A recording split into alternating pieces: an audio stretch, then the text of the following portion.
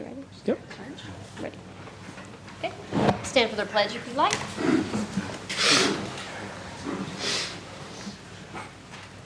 Pledge allegiance to the flag of the United States of America and to the republic for which it stands, one nation, under God, indivisible, with liberty and justice for all.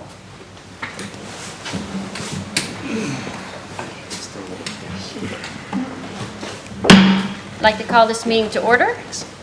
Tonight we are here for the City Council regular meeting. We are at City Council Chambers at 389 Spruce Street, second floor in Morgantown, West Virginia, 26505. Today is Tuesday, July 7th, 2026, and it is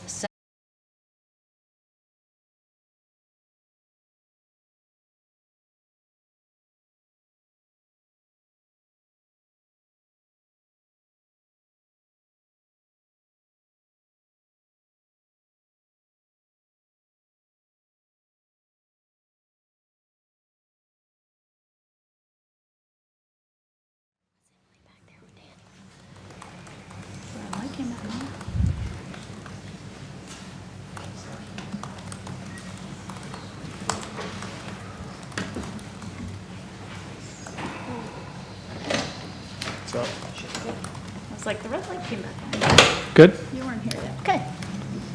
Okay, so Redux. I'd like to nominate Danielle Trumbull to the office of mayor. Okay, Councilor Trumbull has been nominated for the office of mayor. Are there additional nominations for mayor? That's not mine, that's Mark's.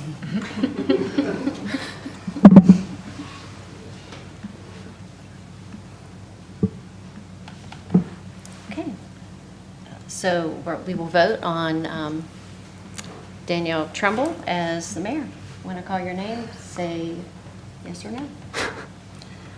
For mayor, Danielle Trumbull. Joe Buganum. Yes. Jody Hollingshead. Yes. Weezy Michael. Yes. Jenny Celine. Yes. Danielle Trumbull. Yes. Mark Downs. Yes. Ryan Butcher. Yes. Congratulations.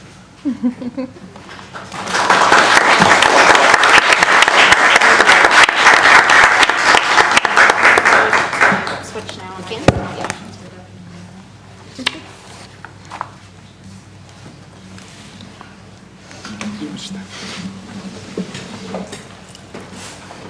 Bye-bye.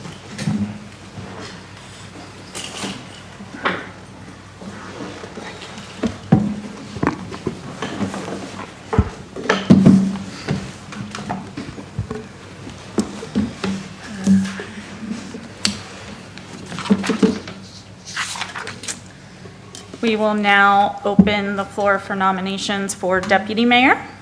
I'd like to nominate Mark Downs for deputy mayor. Councilor Downs has been nominated as deputy mayor. Are there additional nominations for deputy mayor? I'd like to nominate Jenny Celine, Councilor Celine. Councilor Celine has been nominated for deputy mayor. Are there any additional nominations for deputy mayor? Seeing none, Clerk Wade, would you please call? Can I Do have you that sheet? go?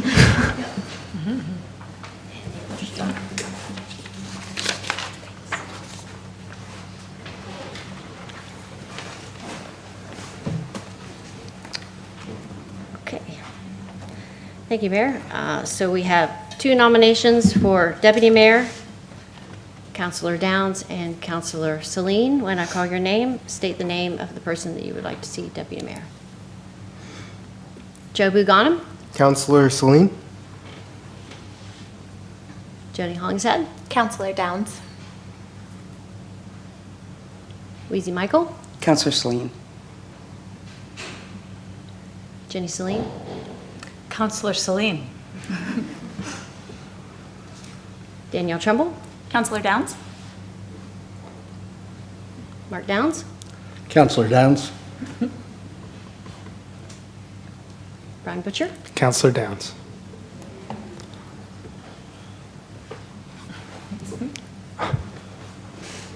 So we have 3 votes for Counselor Selene and 4 votes for Counselor Downs. Counselor Downs is our new deputy mayor.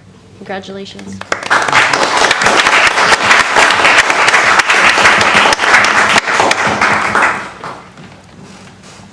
With nomination and elections for mayor and deputy mayor done, our next item of business is oath of office for mayor and deputy mayor.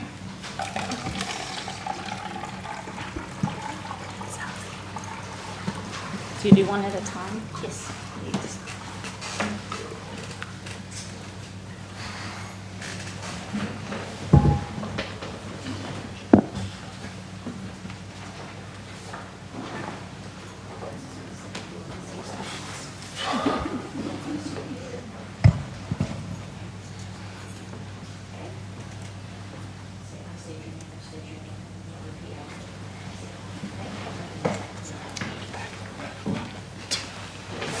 I state your name. Daniel Trumbull, Having been elected to the office of mayor having been elected to the office of mayor in the city of Morgantown, in the city of Morgantown, in the county of Monongalia, in the county of Monongalia, do solemnly swear do solemnly swear that I will support the Constitution of the United States, that I will support the Constitution of the United States, the state of West Virginia, the state of West Virginia, and the charter of the city of Morgantown.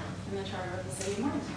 And I will faithfully and impartially And I will faithfully and impartially discharge my duties as mayor discharge my duties as mayor to the best of my skill and judgment. to the best of my skill and judgment.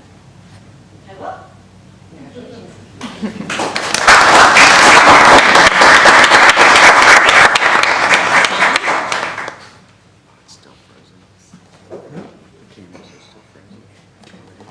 And then, John, if you want to come back up and have a photo with her, she's not on.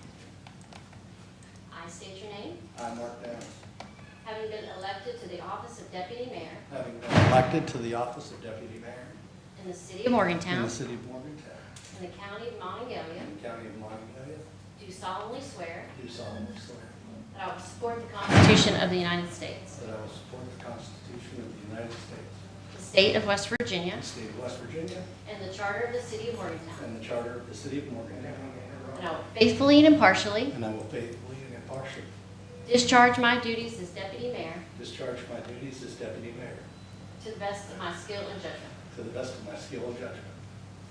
Acknowledge by saying I will. I will. Congratulations. Thank you.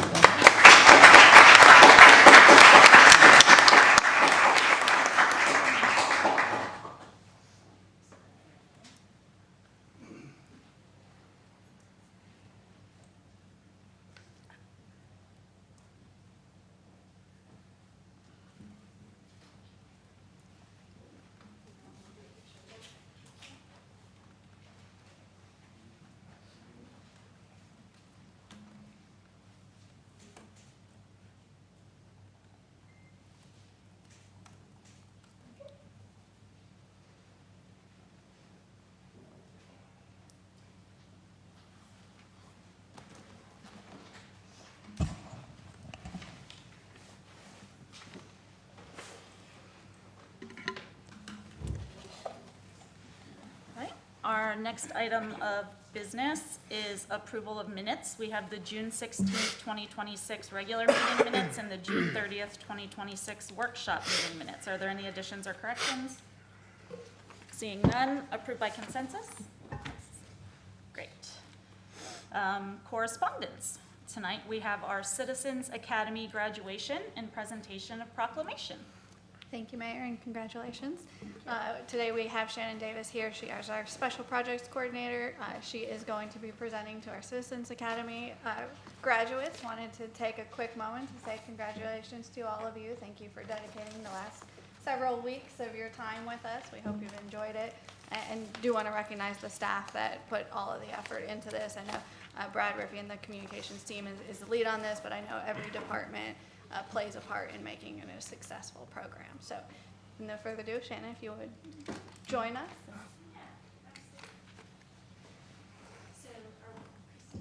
Are you wanting to start with the proclamation first, or do you want us to do it together first? Whatever you want.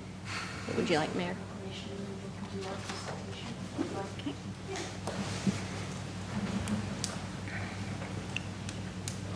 You never walk around this. Yes. There's someone going to receive the proclamation. Would anybody like to volunteer in the class to be a receiver? You all get copies. Where's the mayor?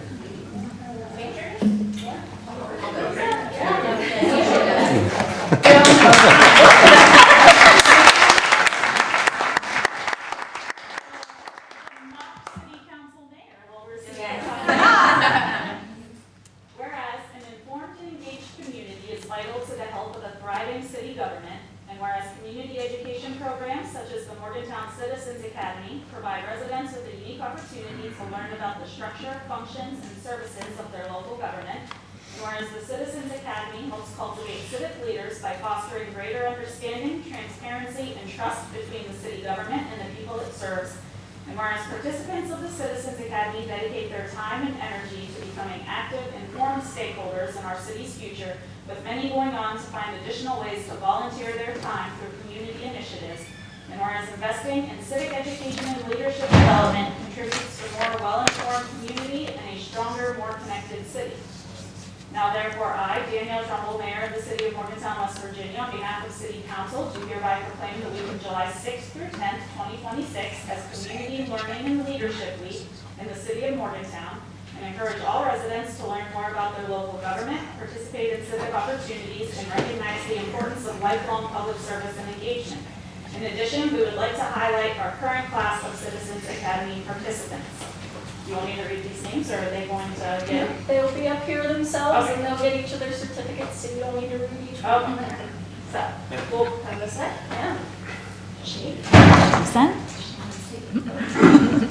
Very good, Drew. Very good.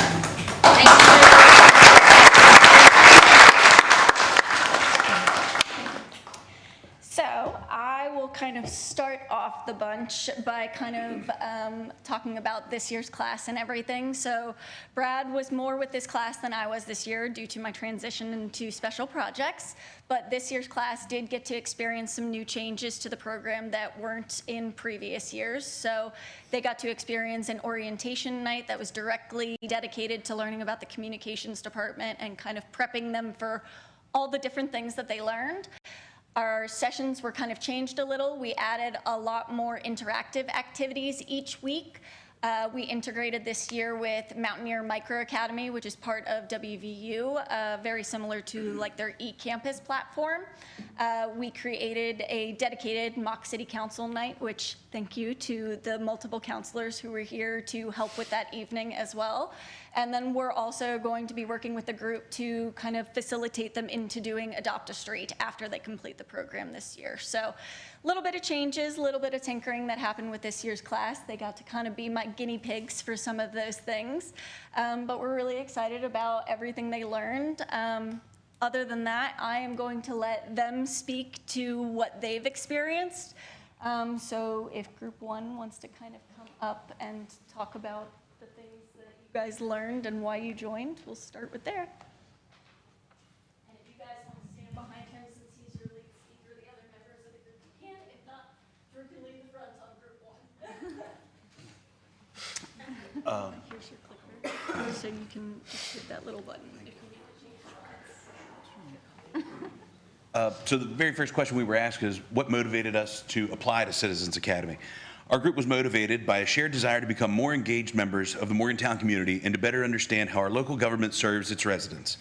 Two of our group participants had recently completed the 2025 Leadership MON program and were looking for meaningful ways to continue their civic involvement. Through the encouragement of fellow Leadership MON graduate Nicole Laufer, who serves with the City of Morgantown and participated in last year's Citizens Academy, we saw that this program was a perfect opportunity to deepen our understanding of local government and continue investing in our community. What were we hoping to learn or experience during this time?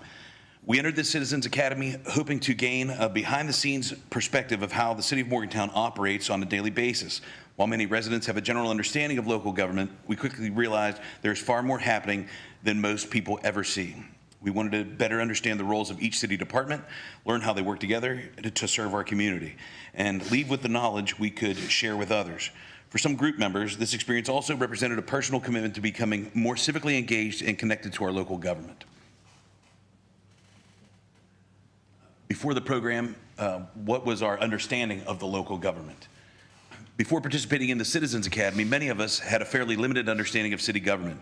We often associated local government primarily with city council or a handful of highly visible services such as public safety, code enforcement, or parking.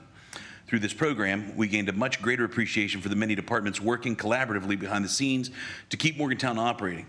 We also developed a deeper respect for the professionalism, organization, and dedication of the city's employees who accomplish an incredible amount despite operating with a relatively small staff. And were there any assumptions or misconceptions that we had before our first class? Perhaps our biggest takeaway was learning just how much the city accomplishes with limited resources. Many of us assumed the city had a much larger staff and a much larger budget than it actually does. We were genuinely impressed by the efficiency, collaboration, and commitment demonstrated across every department we visited. We were also surprised by how interconnected each department is and how every team plays a critical role in providing the services that make Morgantown a great place to live, work, and visit. This experience gave us a much greater appreciation for the people behind the work and the complexity of serving our community effectively. Thanks.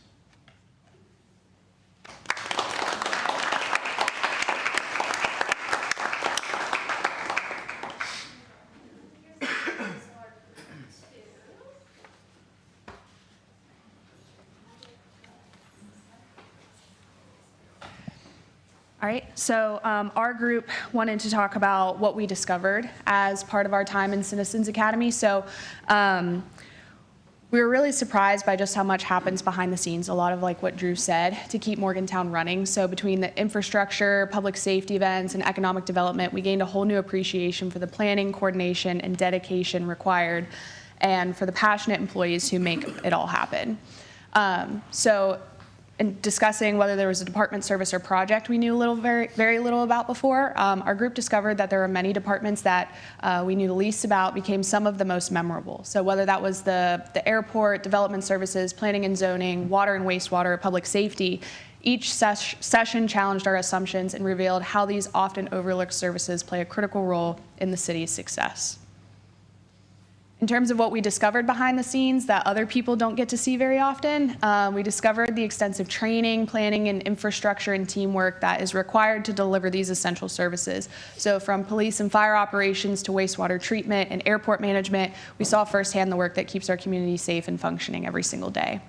Our biggest takeaway from the Citizens Academy program gave our group a greater appreciation for the complexity that local government plays and how closely departments have to work together. So most importantly, it connected us with the people behind the services and strengthened our trust in local government and inspired us to become more engaged in our community.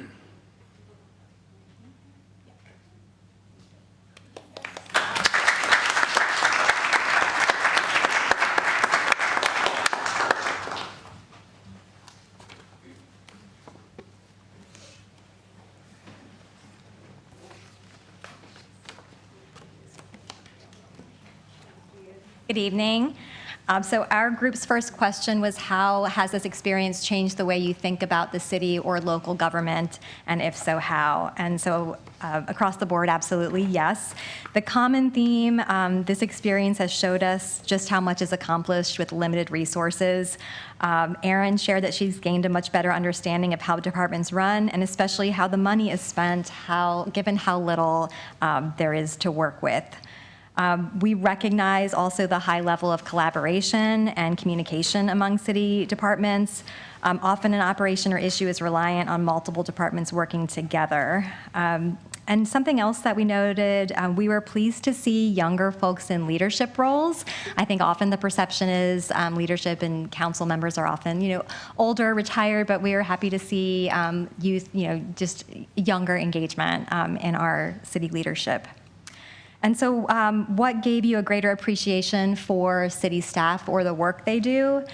And across the board, you've heard this from other groups as well, but it's essentially how much is accomplished with small budgets and small teams. So hearing from the departments directly definitely gave us a greater appreciation for the city workers themselves.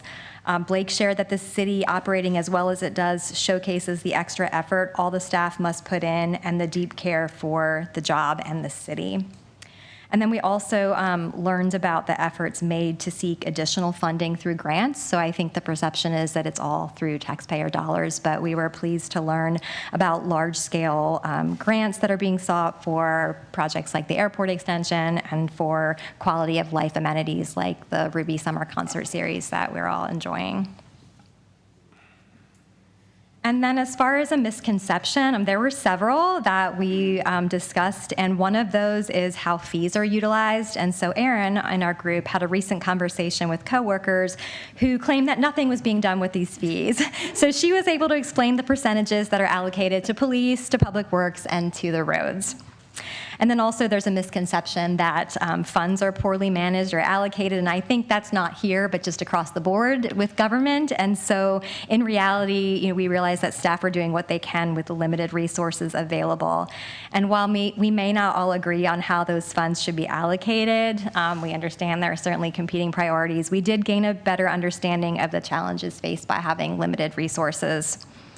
And then also a big misconception is the city gets blamed for issues that fall outside of city limits. And so now we are all armed with the roads and borders maps to help set everyone straight. And then finally, what will you never look at again the same way after completing the Citizens Academy? And one that stuck out for a lot of us was sludge from our sewage treatment plant tour. So I think this session with MUB really made us grateful for the work being done to keep our water supply safe. I don't think any of us realized that that sludge was being used as fertilizer with local farms, so that was just something really cool that we learned. And then the city firefighters, I think this was a favorite session. Unfortunately, it was one that I missed, but across the board, we heard just how much they do on a small budget considering how expensive equipment is. And so Erin, who works with the fire department a lot through her job, gained a much clearer understanding of what goes into a successful fire department and what they're doing for citizens. And so as a whole, we think they're a bunch of sweethearts who break down your door and escort you to safety before finishing up their chicken and cilantro rice for the guys. And then the airport. So most of us in this group only had experience with commercial flights, and so we really had no idea just how much the volume there was for the general aviation compared to commercial, so that was eye-opening. And then lastly, the city clerk role. We didn't realize just how much this position does. So from maintaining city records and documentation to managing elections and the appointment of the mayor, so that was also eye-opening. So we just wanted to thank you all. This was a great opportunity, and we learned a lot. Thank you. Thank you.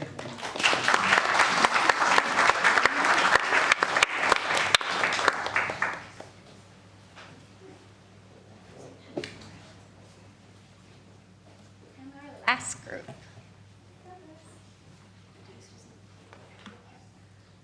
All right, so we were tasked with looking ahead. So what moment from Citizens Academy will stay with us the longest? For our group, we'll remember the people and the passion behind the work, whether experiencing Morgantown's commitment to the arts, Parks and Rec, or meeting the dedicated employees who serve our community. We saw firsthand how much pride and care goes into making Morgantown a special place. I think we can all agree in terms of West Virginia, we have it pretty good. So just seeing how well everyone works together, whether it is MUB or you all or Brad with comms, just seeing how much care you all put into your jobs really is meaningful for us on the outside to see. So session, which one had the biggest impact on us?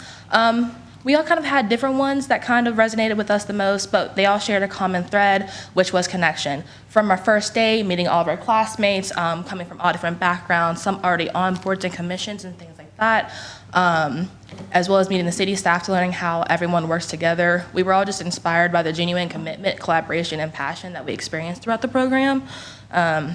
For me personally, one that was really cool, someone mentioned it previously, was the fire department. Just seeing, like I personally didn't know that they were 24 on, 24 off, and just seeing like their dedication to that, plus the bonds that they've all created and forged with each other, was really like awesome to see. So how do we hope to use what we've learned moving forward? We hope to put what we've learned into action, basically by sharing our new knowledge with others, strengthening relationships throughout the community, and finding meaningful ways to serve our neighborhoods and support the city's future. And then what's one thing that we'll do differently as a resident? We kind of were just left to become more involved, whether it's attending community events, participating in local government, doing volunteer services, serving on boards and commissions.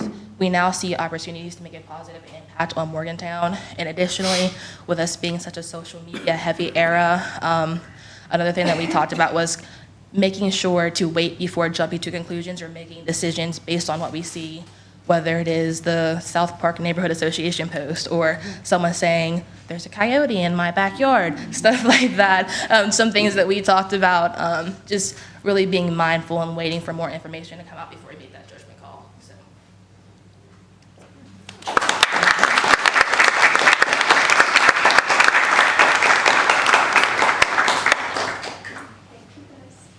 So one thing that I do want to point out about this class in particular that I've been very impressed with, these guys in particular have been very engaged with wanting to know more about boards and commissions, and I do know that a couple of them are actually working towards that effort, so this is really great, and we have had a couple of them even volunteer for other activities and things that the city is doing that they're going to help with as well. So they've already started engaging a little bit more in different ways that they can, so I just wanted to highlight that as well. But overall, they were really wonderful of a class to have. I only got to do a few with them, but each of the people that I got to talk to were so wonderful and so nice. So it's great to know that we've got more people kind of on our side, understanding the hard work that not only staff are doing, but you guys are doing as well. So I just wanted to kind of say that as well in addition to it. So that is kind of the end of their presentation. If we want to kind of move on to their certificates and how you do that process. So. Oh, you want me to do that? I should have practiced saying names.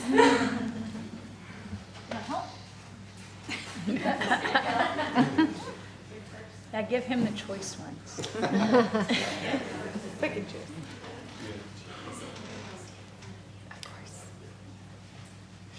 Shannon, would it be, would you have a better hand?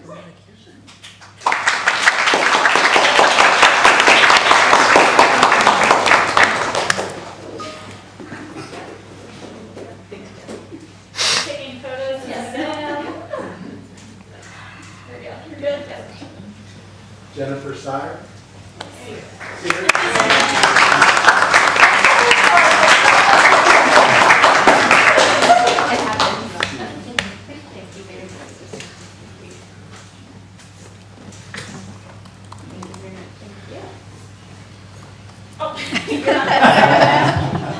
Lori, I thought so.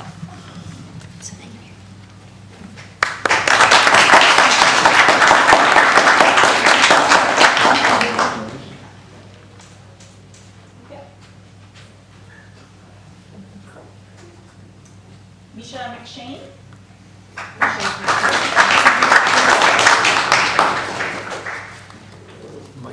Logan Mayhew.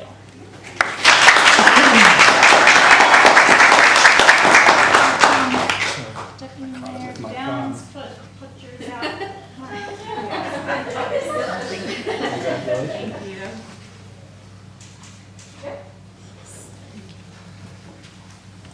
Blake Caldwell.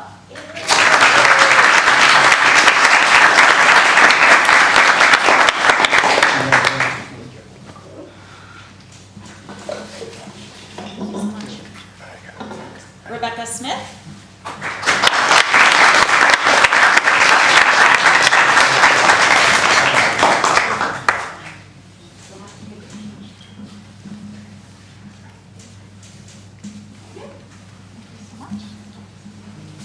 Michael Oliveria.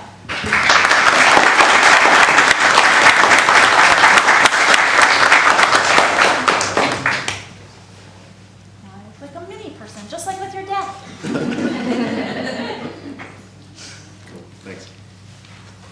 Celeste McIntyre.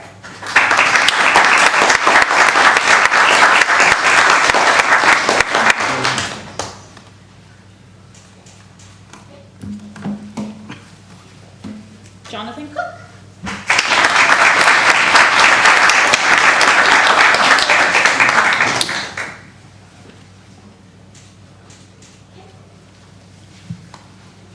Stacy Downey.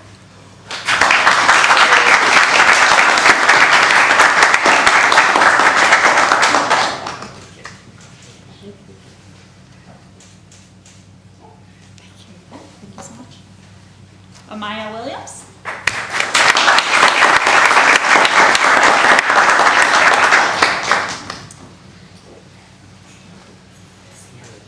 We're a pretty good place for anywhere, not just West Virginia. There we go. Thank you. Liza Carter.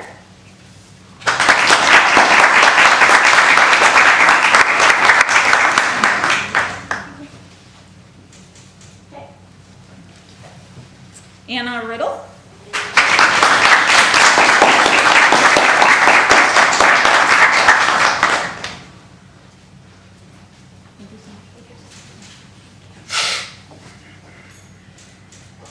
Okay. Jasmine Patrick.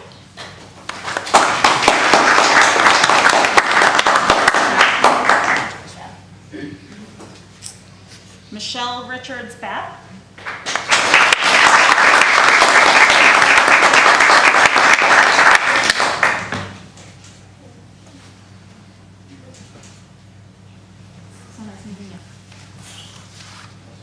Drew Harding.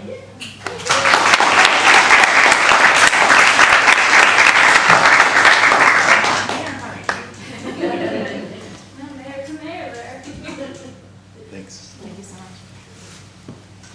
Rebecca Matuga.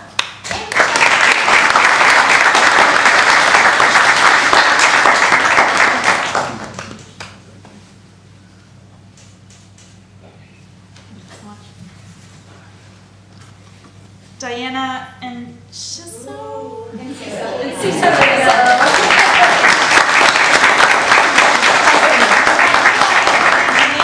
Practiced ahead of time.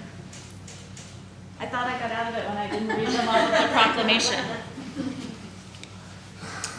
And those are our last two, those are our students, our WVU students, actually. Shelby Davis.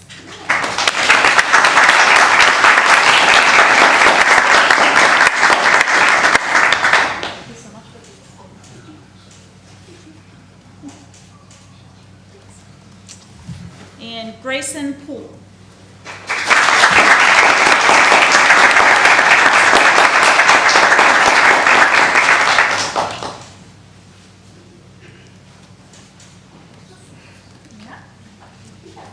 Are you doing a group photo or? I can take we can take a group photo with all of council.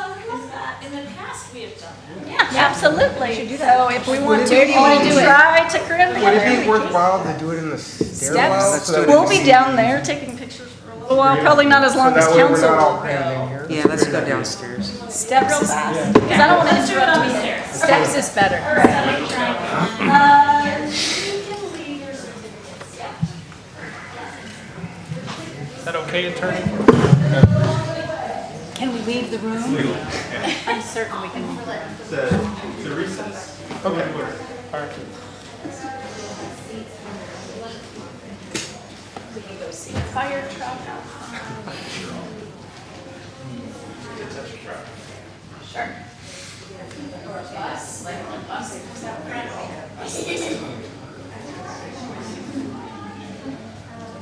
And thank you all for your patience.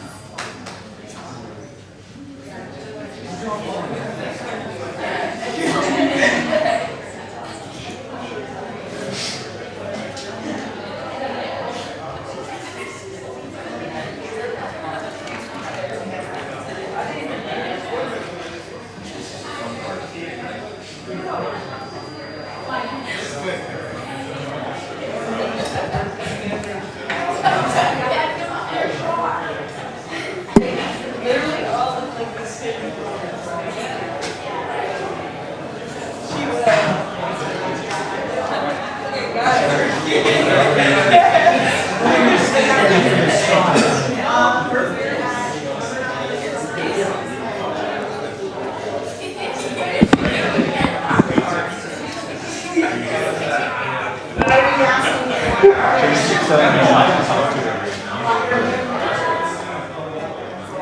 I can't multitask like you can, right?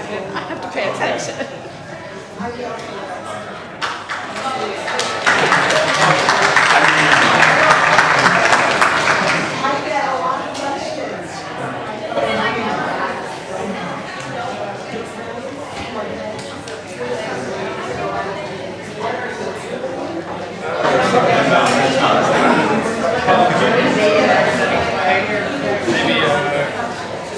Correspondence? That's for, yeah, public hearings.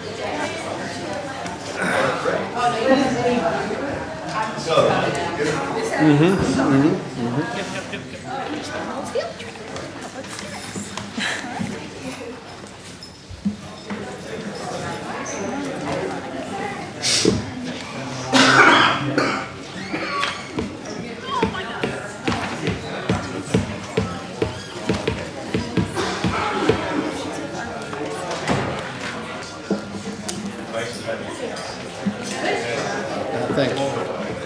Good to see you.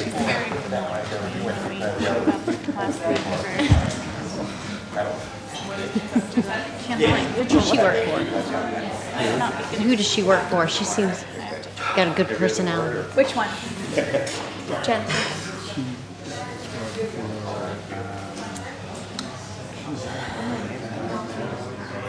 We just talked about So Jonathan Cook was already mock on. council meeting. That's true. I think she's over. When So I was surprised by how many in this class work with the hospital. Oh, really? You know, I mean, as a percentage.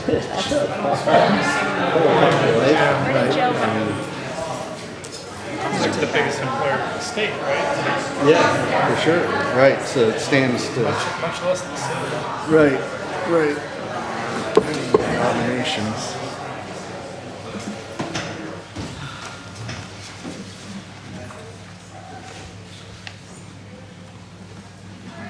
council person. Briefly recess.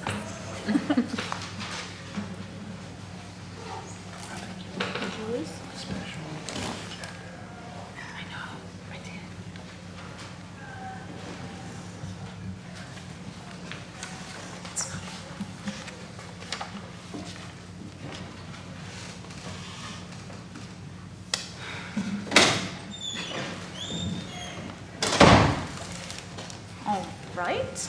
That concludes our correspondence for the evening, and we will move into public hearings. These are on items very specific. If you're wishing to speak on any given item, you may do so at this time, but only on these specific items. The first item under public hearings is an ordinance appealing Article 160, the Housing Advisory Commission. We'll open this public hearing. Is there anyone wishing to speak on this item?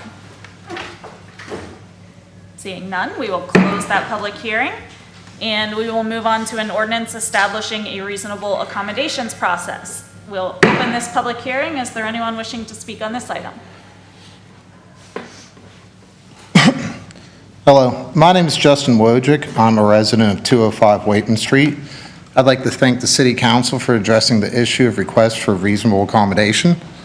The last two requests for reasonable accommodation that have been in front of the Board of Zoning Appeals were requests for parking accommodations that were not for use by disabled people, and as such are not covered under ADA and FHA regulations. These types of egregiously unlawful requests not only create a burden for the administration and potentially the residential neighborhood, but are a disservice to the disabled people that these laws are meant to protect and uplift.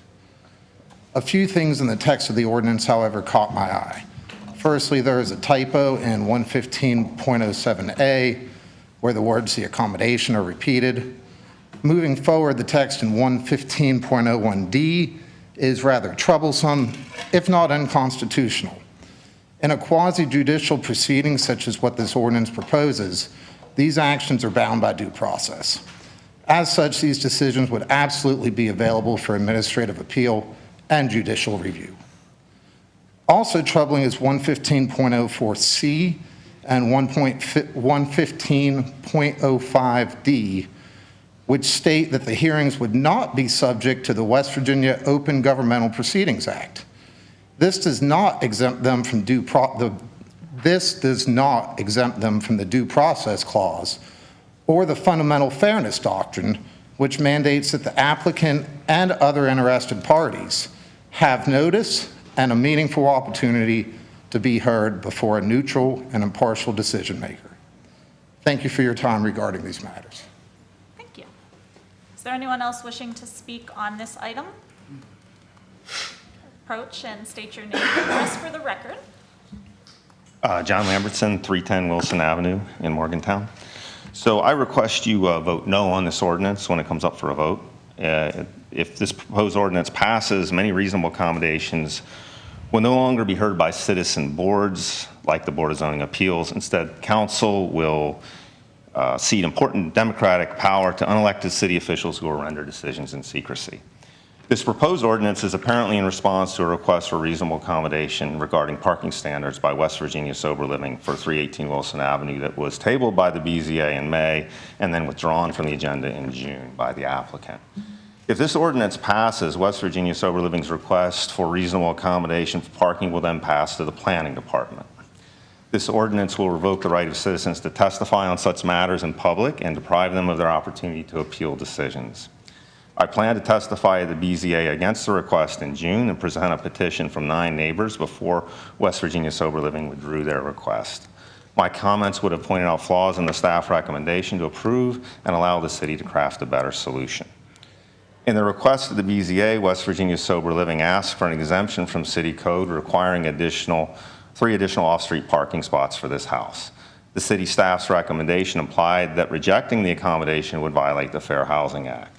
This is not the case. Disabled people could still live at the address, just not in the same density West Virginia Sober would like. The major point of the minimum off-street parking requirement is to manage density in neighborhoods. The staff recommendation of the BZA then claimed, quote, the accommodation will not fundamentally alter parking in the district because the applicant reports that most residents do not have private transportation. The recommendation ignores the additional parking needs of a residential facility, visitors, delivery staff, AA meetings, etc. My neighbors and I know the accommodation would alter parking in the neighborhood. We've experienced an even greater difficulty finding parking than today when 318 was previously a group home. The staff recommendation of the BZA also mischaracterized the nature of the permit parking system, claiming, quote, existing laws allow 3 on-street parking passes for this dwelling. In fact, each household may obtain 2 non-transferable permits for residents and a visitor's permit for use for no more than 5 days on the same vehicle. This leaves only 1 visitor permit for all the necessary services and visitors. Finally, the staff recommendation asserted, quote, other dwellings in this district have not been required to construct off-street parking required by the zoning code, showing that this off-street parking requirement is routinely waived. This is a profound misreading of code. There is no requirement for off-street parking for grandfathered housing, only for new housing and uses such as this one. Under this proposed ordinance, the city official who made these seriously flawed and misinformed recommendations would be charged with the decision to grant reasonable accommodation. Of course, this guarantees West Virginia Sober Living obtains its accommodation. The public has no notice of the request and no right to testify. Furthermore, the ordinance denies the neighbor's right to appeal the decision. In fact, West Virginia Sober Living would be granted more rights than current neighborhood residents if this ordinance passes. This is not equal treatment, it's preferential treatment. This ordinance is fundamentally undemocratic. Without public oversight and equal opportunity to appeal, uninformed decisions and unintended consequences of this ordinance will multiply in secrecy. Good democratic governance rests on citizen participation, accountability, transparency, and the rule of law. This ordinance violates all of these principles. Thank you. Is there anyone else wishing to speak on this item? Seeing none, we will close that public hearing, move on to unfinished business. The only item of unfinished business this evening is boards and commissions. I believe we have a number of appointments. May I, Start on may this side. I nominate Darren Taylor for the Planning Commission? Second. All in favor? Yes. While I'm at it, may I also nominate Sarah Barnes to the Sister Cities Commission? Second. All in favor? Yes? Okay. I'd like to nominate Michael Oliverio for Boat Park. Second. All in favor? Yes. I'd also like to nominate Shelley Johnson for reappointment to the Woodburn Commission. Second. Thank you. All in favor? Okay. I'd like to nominate Catherine Fonseca for reappointment to the Civilian Police Review and Advisory Board. Second. All in favor? Great. I would also like to nominate Brian Church for reappointment to the Civilian Police Review and Advisory Board. Second. All in favor? And lastly, I would like to nominate Trevor Haddix for appointment to the Urban Landscapes Commission. Second. All in favor? Okay. Counselor Sling? I'd like to nominate a reappointment for Danny Trejo to the Human Rights Commission. Second. Thank you. All in favor? Okay. I'd also like to, another reappointment for Anna Robinson Savino to the Building Commission. Second. All in favor? Yes. Okay. I'd like to nominate Caleb McClung for reappointment to the Human Rights Commission. Second. Thank you. All in favor? Okay. I'd also like to nominate Lucy Allen for reappointment to the Human Rights Commission. Second. All in favor? Yes. Great. I believe that was all on my list. Are there any other appointments to be made? All right. We will move into our public portion, which is subject to rules established by council, adopted by resolution. Generally, you come to the podium, state your name and address, and you have 4 minutes to speak on whatever you choose, just no personal attacks. We do have a sign-up sheet. You do not have to be signed up to speak, but we will go through the sign-up sheet first. First person on the sign-up sheet is Justin Wojcik. Got it. All right. John Lambertson. Paige Reardon. Hello, my name is Paige Rearing. I live at 231 Spruce Street. Almost forgot my address for a second. And I'm here for something good this time. I promise, I don't always just complain, but I wanted to say that I am here in support of banning the hostile architecture throughout Morgantown. I was really excited to see this on the agenda and see this reported on by Dominion Post. And so I want to thank you guys for bringing this forward. As someone who lives downtown and who shops and visits our parks here and, generally spends the majority of my life down here, I love seeing our city become more accessible to people. I have noticed that the lack of seating has been a major barrier, not only for me, but to enjoy being in the city, but also for my friends as well. I have friends who are disabled and need frequent breaks to avoid hurting themselves when they're traveling, especially with some of the hills that are throughout downtown. When some of the more recent benches were removed, this friend found that he could no longer enjoy downtown the way he had in the past. He suddenly couldn't go to events, had to cancel plans based on his ability to walk that day. And the removal of these benches, especially ones that were accessible to him, was a real hindrance to him being able to get involved in the social life that is really important, especially for people who are living with disabilities. So this is really going to open up so much more possibilities for people with disabilities, pregnant people, people with children, and just anyone who wants to relax and enjoy this city in the way that I think that we should, especially when we've done so much to cultivate the good character of this city. This is going to do so much good to keep people downtown and enhance our living, our shopping, the way that people enjoy this. So many people see cities as things, especially when we're surrounded by, these beautiful suburbs, beautiful things to do outside of downtown.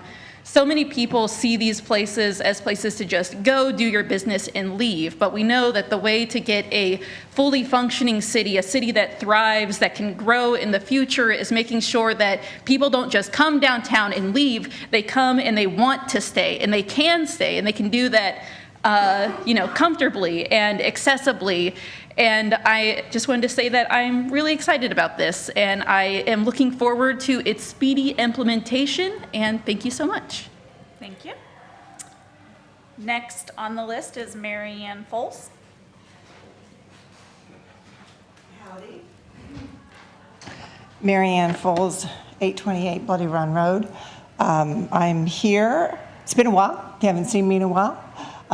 Hurt myself last summer. I couldn't barely walk, couldn't do steps, could barely balance to go upstairs, none of that. So I could not disagree with this individual more. She's 100%, has a 100% different perspective than I do as someone who was recently in a position where I couldn't get up, I couldn't get around, and I wanted to share with you a different viewpoint. So what you're considering hostile architecture, which are these benches with armrests in the middle, are the only way I'd be able to sit and get up 6 months ago. So I think that you're looking at things from a perspective of a very small segment of the population, but there's a large segment of our population, the over 55 crowd, folks who have skiing accidents, knee replacements, hip replacements, who have a very different experience with having to get up and down from something that doesn't have armrests. So I in fact see your proposal to eliminate these benches as exclusionary, discriminatory, unwelcoming, and in fact hostile to those of us in the 55-plus community, as well as those who are handicapped, whether it's temporarily or permanently. AARP provided the money for a lot of these benches. Who do you think they're trying to help? They're trying to help folks in my demographic. So I wanted to call out the two people who had mentioned something to the Dominion Post. Mr. Butcher, I know that you'd like to see these benches constructed in a way that they're not hostile to people who want to sleep or lay down. Comments should be directed to council as a whole, please. Okay. These benches, I see that statement as prohibiting and actually discriminatory to me and my age group. For anyone else who had mentioned something to the Dominion Post, seeing it as negatively impacting people with larger bodies, handicapped people, and the elderly, 100% disagree with that too, because these armrests are the only way a lot of people can get up. I take care of a 95-year-old lady. Without being able to push down to get up, she can't get up. So I am urging you to drop this nonsense, vote down this proposal to eliminate benches with armrests. And because the fact that you even have it on your agenda sends a message to people of my age and in my demographic that you don't want us in your town. You don't want our money, you don't want us coming to your parades, your festivals, your concerts. You don't want us. You want young people who can lay down on a bench, not older people who need help getting up. If you decide that you want to pursue this, then I can certainly take my money to Granville, Westover, Star City. They will be glad to have my money. And so I would like to say that, in closing, I have filed a complaint with the West Virginia Human Rights Organization against this city council, who is attempting to take away the public accommodations for folks who are elderly and handicapped, and I presume you'll be hearing from them. Thank you. Next on the list, Gail Taylor.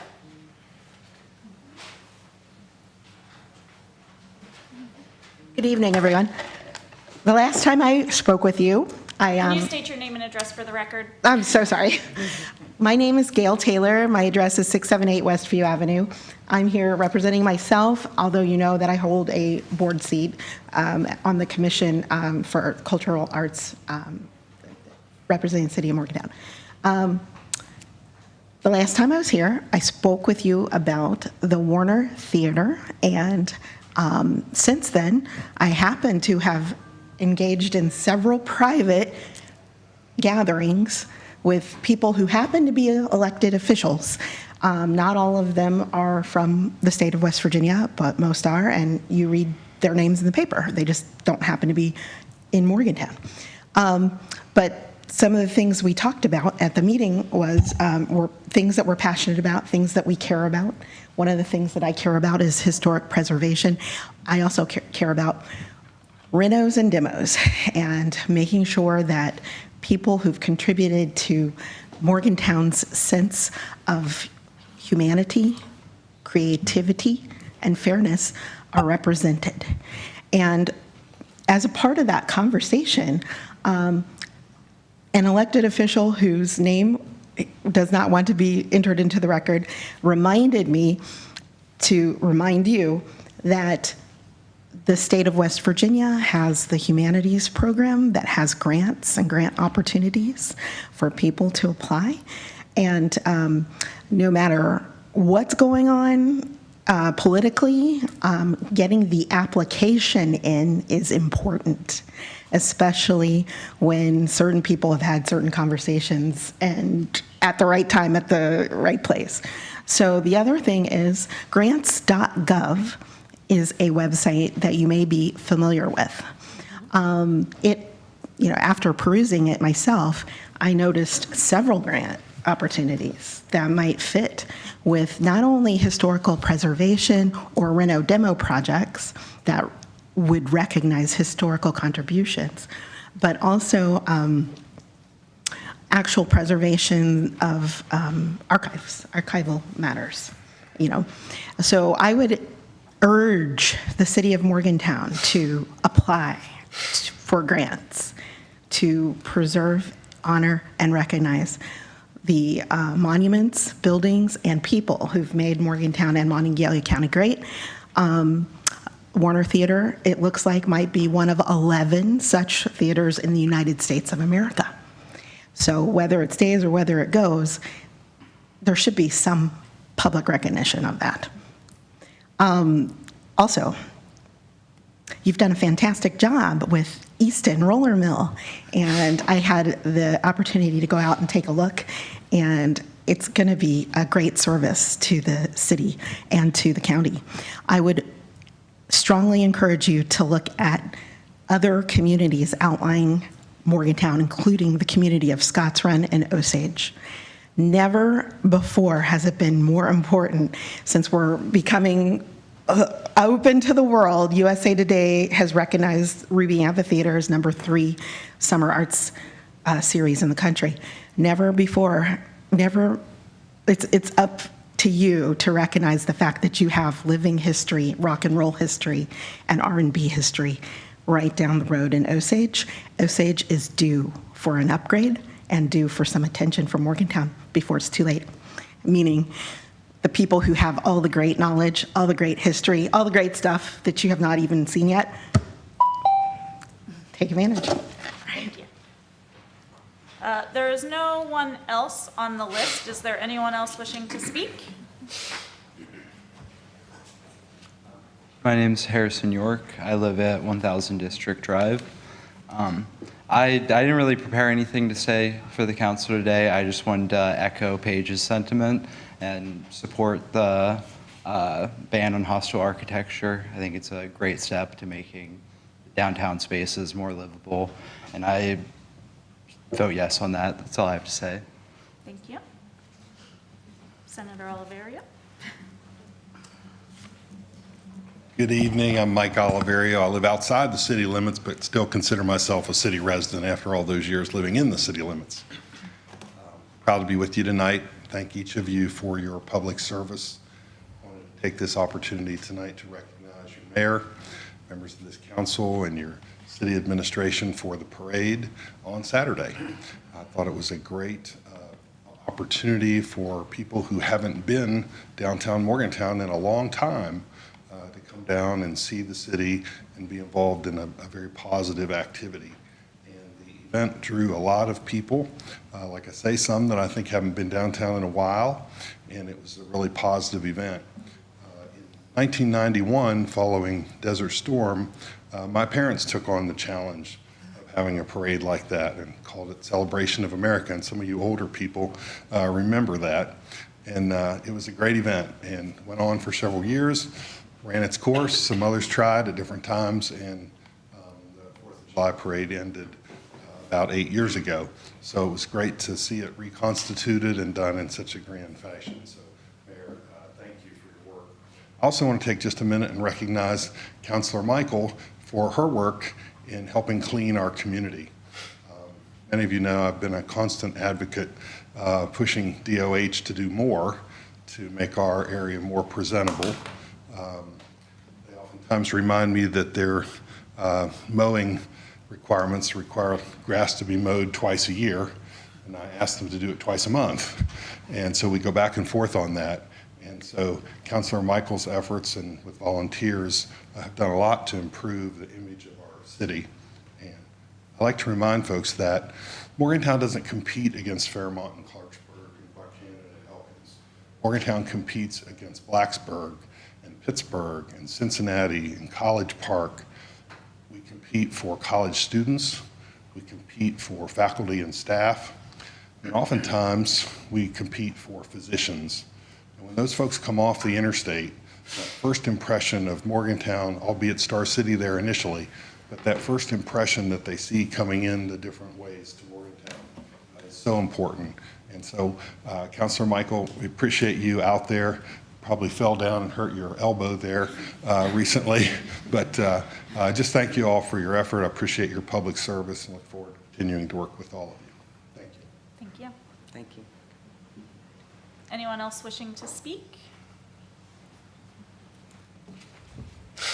Seeing none, we will move on in the agenda. We have no special committee reports. We have a number of items on the consent agenda. I'll read through each item on the consent agenda. If there's any council person wishing to pull anything off of the consent agenda, they may do so at that time. Otherwise, we will have a motion to approve and we will vote on these items together. Item A, consideration of approval of second reading of an ordinance repealing Article 160, Housing Advisory Committee. First reading, June 16th, 2026.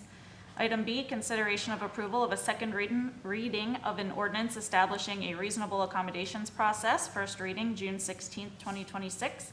Item C, consideration of approval of a resolution authorizing the city manager to execute the Chestnut Street Streetscape Agreement. Is there anyone wishing to pull any item on the agenda? Otherwise, we would entertain a motion to approve. I'd like to pull the item B, an ordinance establishing reasonable accommodation process off the consent agenda. I agree with that. Okay. Any other items? So is there a motion to approve the consent agenda with items A and C? So, yeah. Yep, move to approve. Second. Thank you. Clerk Wade? Yes. Joe Buganim? Yes? Jody Hollingshead? Yes. Weezy Michael? Yes? Jenny Celine? Yes. Deputy Mayor Downs? Yes. Brian Butcher? Yes. Mayor Trumbull? Yes. Sorry, that one threw me off guard there for a second. We will move item B to the beginning of new business then. We will take up for consideration approval of a second reading of an ordinance establishing a reasonable accommodations process. Mayor, if you'd like, I can give a brief recap from the prior introduction, and then I'm happy to answer any questions the council may have. This ordinance establishes for the city and its boards and commissions a unified process to handle requests for reasonable accommodations from the city's laws, rules, and regulations and its operations of public programs. the city is required to consider these requests and act on them under federal law, the Federal Fair Housing Act, as well as the Americans with Disabilities Act, Title II, which is the provision of the act that applies to public programs and places. The process established is briefly that applicants can make these requests to the city clerk, who has already designated the accessibility coordinator for the city. The city clerk will route those requests to the appropriate department or agency within the city based on the content of the request. So I think the description in the council agenda item summary was that a request for accommodations in summer camp might go to Bow Park, and a request for the provision of an accessible parking space on the street would go to the engineering department. There are timeframes established within the ordinance such that those requests are processed timely within 30 days. The appropriate staff member, board, or commission representative will make that decision, and the applicant has both an opportunity to present their case for that decision maker, as well as an opportunity to appeal to the city manager, and at both levels an opportunity to engage in the interactive process to determine what might be reasonable to address the disability that they are dealing with, and with the capabilities that the city has. The city does have already accessibility policies in place, but does not have currently a comprehensive process to address requests for reasonable accommodations under these acts. So this will provide a unified, clear process for those people in the community who have disabilities and want to make a request so they can either access housing on equal terms or can participate in public programs on the same footing as others. Questions for the city attorney? So, Ryan, I mean, this is not a judicial process, correct? This is not a judicial process through the courts. This is the decision on the requests is described in the ordinance as a quasi-judicial process because it is making a decision on an application, and quasi-judicial processes are not meetings within the terms of the West Virginia Open Governmental Proceedings Act. So those are not like your council meetings where you discuss legislation that you might pass. They are decisions involving particular applications and people that are not by definition a meeting and subject to the same procedures. Okay, thanks. And concerns, can you speak to concerns about transparency? I can certainly give the background from what I've looked at and from the legal perspective. These are various cities conduct these processes in various ways. I looked at several samples and passed some of those along to council in assisting with putting this ordinance together. So there are, of course, many models available. Some places, with respect to requests for accommodation under the Fair Housing Act, do provide for notice to adjoining property owners. Some do not. Some places establish appeals through a separately appointed board, and some do not. Many communities, like Morgantown before this ordinance, do not have a defined unified process and handle these requests on sort of an ad hoc basis depending on when and how they come in. City Council has, and City Administration has, under this ordinance, the option to allow for public notice and participation in these proceedings to an extent. These do involve people with disabilities and can often involve medical information. So we have confidentiality provisions in the ordinance, and we have an obligation to keep those issues that are confidential and not disclose those to third parties. That's my concern. People experiencing a disability may not wish to make that public all the time. Yes, and the ordinance provides a process for submitted materials to be designated as confidential and then for those to be handled in a way that is private. Thank you. Any other questions for the city attorney? Speaking of the concern of due process, the appeals process cares for the concern of due process. So, yeah, the government is required to provide due process of law before any person is deprived of a life, liberty, or property interest protected by the Constitution. That process takes a whole lot of forms, and those property interests are defined in various ways. With respect to use of your property or a request for reasonable accommodation, generally the people who are understood to have a property interest are the people seeking to use the property. So somebody who wants to be able to use their property for housing and is asking for reasonable accommodation in order to do that, or a person who wants to participate in a public program and is making a request for accommodation so that they can participate.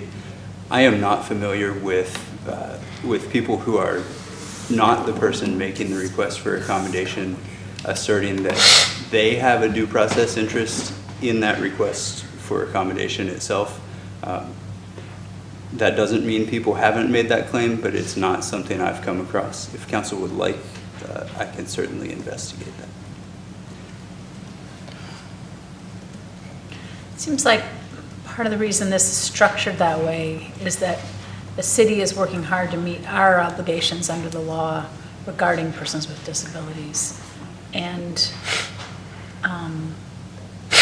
so in that light, in that focus, that's why it's structured this way versus other ways that you could structure it, or that has been structured, that we're really focusing on meeting our obligations to those, because I think in the past with different requests for accommodations or people that were concerned with structural accommodations, different places and things like that.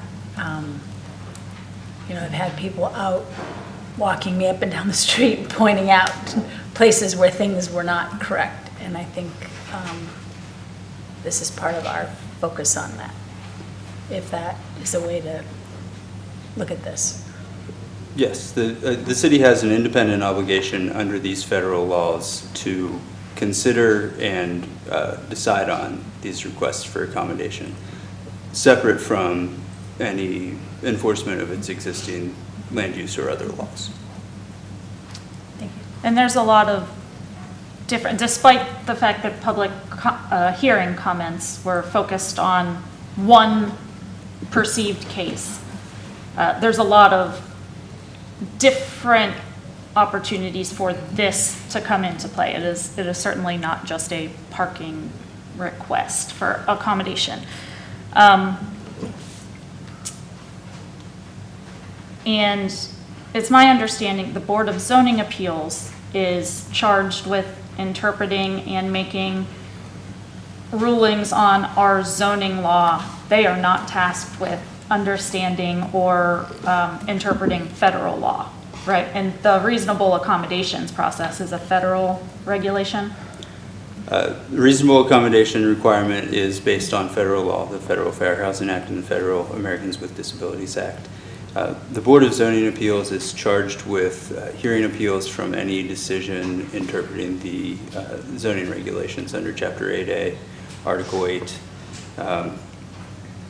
Boards of Zoning Appeals are sometimes used to hear reasonable accommodation requests relating to the Fair Housing Act because they involve requests for accommodation from the existing land use laws, but there's no mandate for that. And you're right that the standards involved in interpreting the local zoning regulations versus determining what might be reasonable for the city to do based on a given individual's disability and their request for accommodation are different standards, and also involve evaluating some capacities of the city that may not be available to appointed boards or commissions. Other questions for Attorney Simonton? Is there a motion? Move to approve. Thank you. Second. Thank you. Further discussion? This is just taking the pressure off citizens to make a decision on federal law. Is that, okay. To me, this process ensures that we don't run afoul of violating federal law, which we feel we've been in danger of. And to not put the onus on volunteers. Correct. And there's certainly no guarantee that every request for accommodation would be granted. That's why they're reasonable accommodations. Clerk Wade? Yes. Joe Buchanan? Yes. Jody Hollingshead? Yes. Reese Michael? Yes. Jenny Celine? Yes. Deputy Mayor Downs? Yes. Brian Butcher? Yes. Mayor Trimble? Yes, passes 7-0. Next item of new business, consideration of approval of first reading of an ordinance of the City of Morgantown amending zone and classification of one parcel of real estate on Elmer Prince Drive, address 990 Elmer Prince Drive. Thank you, Mayor. We have Director Yeager here tonight to present on this item. Good evening. Good evening, Mayor, members of council. Hope all a nice holiday weekend. So the subject site pertaining to this ordinance is currently zoned as an office and institutional district. The applicant is seeking to rezone this site so that it is consistent with recent changes to the city's zoning map associated with WVU Medicine's new eye institute and parking garage facility. After review, the Planning Commission found the proposed amendment to be consistent with the city's land management plan and made a motion to Morgantown City Council recommending approval of the zone change. The vote was unanimous. Please note that in your meeting packet, the case summary report that was initially provided was incorrect. The correct one is now on the dais in front of you. It's pretty straightforward in terms of what is asked of the applicant and what is provided, but that is before you now. And if you have any questions, please let me know. Questions for Director Yeager? Thank you. Is there a motion? Move to approve. Second. Thank you. Further discussion? Clerk Wade?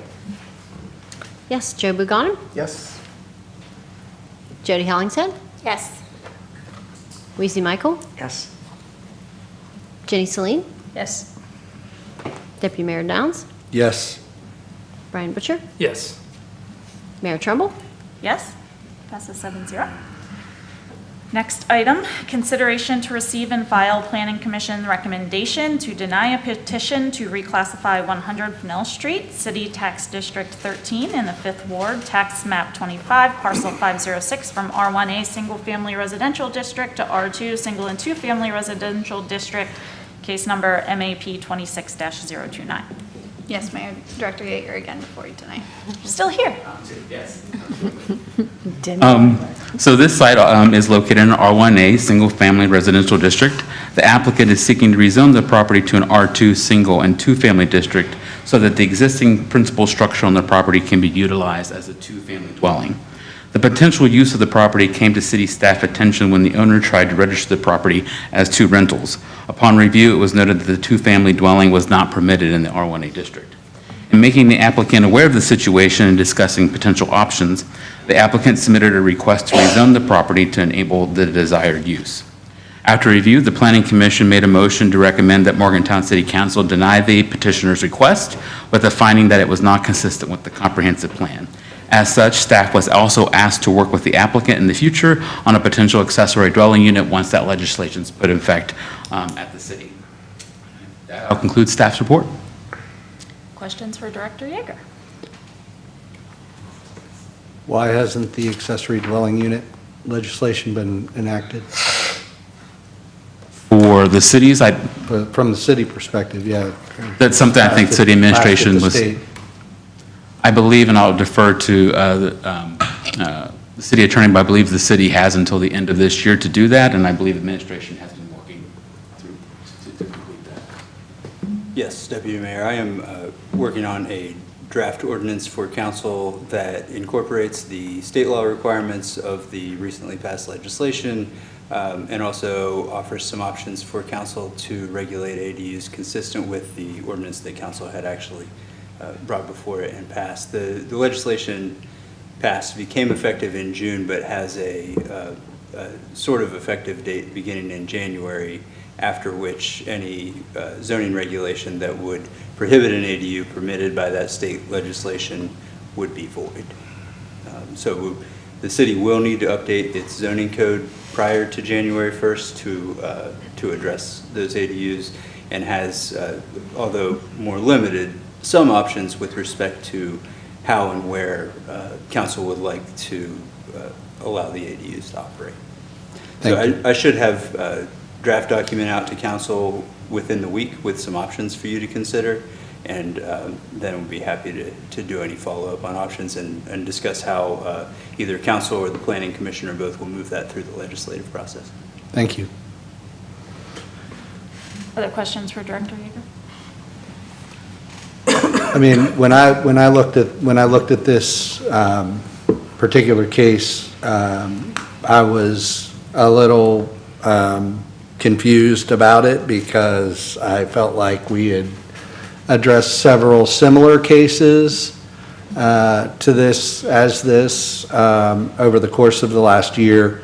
So I spent a lot of time with it, and in fact met with the mayor earlier today to talk about her experience from the planning commission, so I generally understand it. I think a couple things. I think they should. So one of the differences with for instance, Height Street was a property that we dealt with recently, and they were directed to conditional use, right? So I'd suggest that be something we look at here. I'd also suggest that with respect to them being out of compliance with their letter of compliance, that we consider seriously some sort of amnesty period for folks to get back into compliance. I think it doesn't serve anyone in the community any good for us to have properties that are just dead or can't be used as they were once used at some time or another. Because I know there are a lot of cases. COVID had a huge impact. The transition, our transition to the CityWorks system had some impact. There are lots of reasons that properties have fallen out of compliance, and I think it serves us well. It serves the property owners, it serves the community, it serves the city well to bring those properties back out of compliance so that they can thrive in whatever capacity they're intended to or can best be used by. Was there a question? No. Okay. So, he's got an answer then. No. But I'd like to hear your perspective on that. No, absolutely. Thank you, Deputy Mayor. I appreciate that. Yes, and that's something actually city administration has discussed for all the reasons that you mentioned, because of COVID and because of some other matters of coming up with maybe a program to make that happen to a certain extent. But I do want to compliment city staff. They did do a lot of research, and we don't take making these decisions lightly or interpretations. So, trying to work with the property owner, and obviously they didn't have the records to be able to put forward to say this was a legally pre-established non-conforming use. And so our team took that kind of on, and because there was still a gray area, that's kind of why they decided, or the applicant decided, to go through that process that they went through with the Planning Commission, and now that's here before City Council. So yes, happy to work on that. Totally agree. We do not want properties, underutilized properties, being derelict and not being able to be reutilized. So totally agree with that. I knew you did. Is there a motion, one way or the other, before further discussion? Move to approve, and then we can discuss, I guess. Second. Further discussion? I've worked very hard with Attorney Simonton and Councilor Downs on the non-conforming use ordinance that we have considered in the past to kind of extend some grandfathering with discretion of non-conforming uses. I think it's important to note this one is not like, it's been 18 months, it's been 19 years since they had a letter of compliance for this property at all. There's not currently anyone living there. Well, not in the smaller unit. And the Planning Commission did recommend that they look into listing it as an ADU. It's a much smaller unit than the main living space. And as I said during Planning Commission, this is not a problematic property in our neighborhood currently. With rezoning within an R1A district, you have to consider any future land use that can happen in that zone. So while I'm in favor of increasing density, I am not in favor of increasing density piece by rezoning, parcel by parcel. I'm all for changing what's allowed when we do our zoning reform, and it's my understanding that that is being put out to bid for a consultant now, soon? We are drafting the RFP. We are tentatively targeting the end of the month to release the RFP. I don't want to see us doing a piece here and a piece there. You know, that was the whole point of coming up with the non-conforming use, but this wouldn't even really apply to that property, in my mind.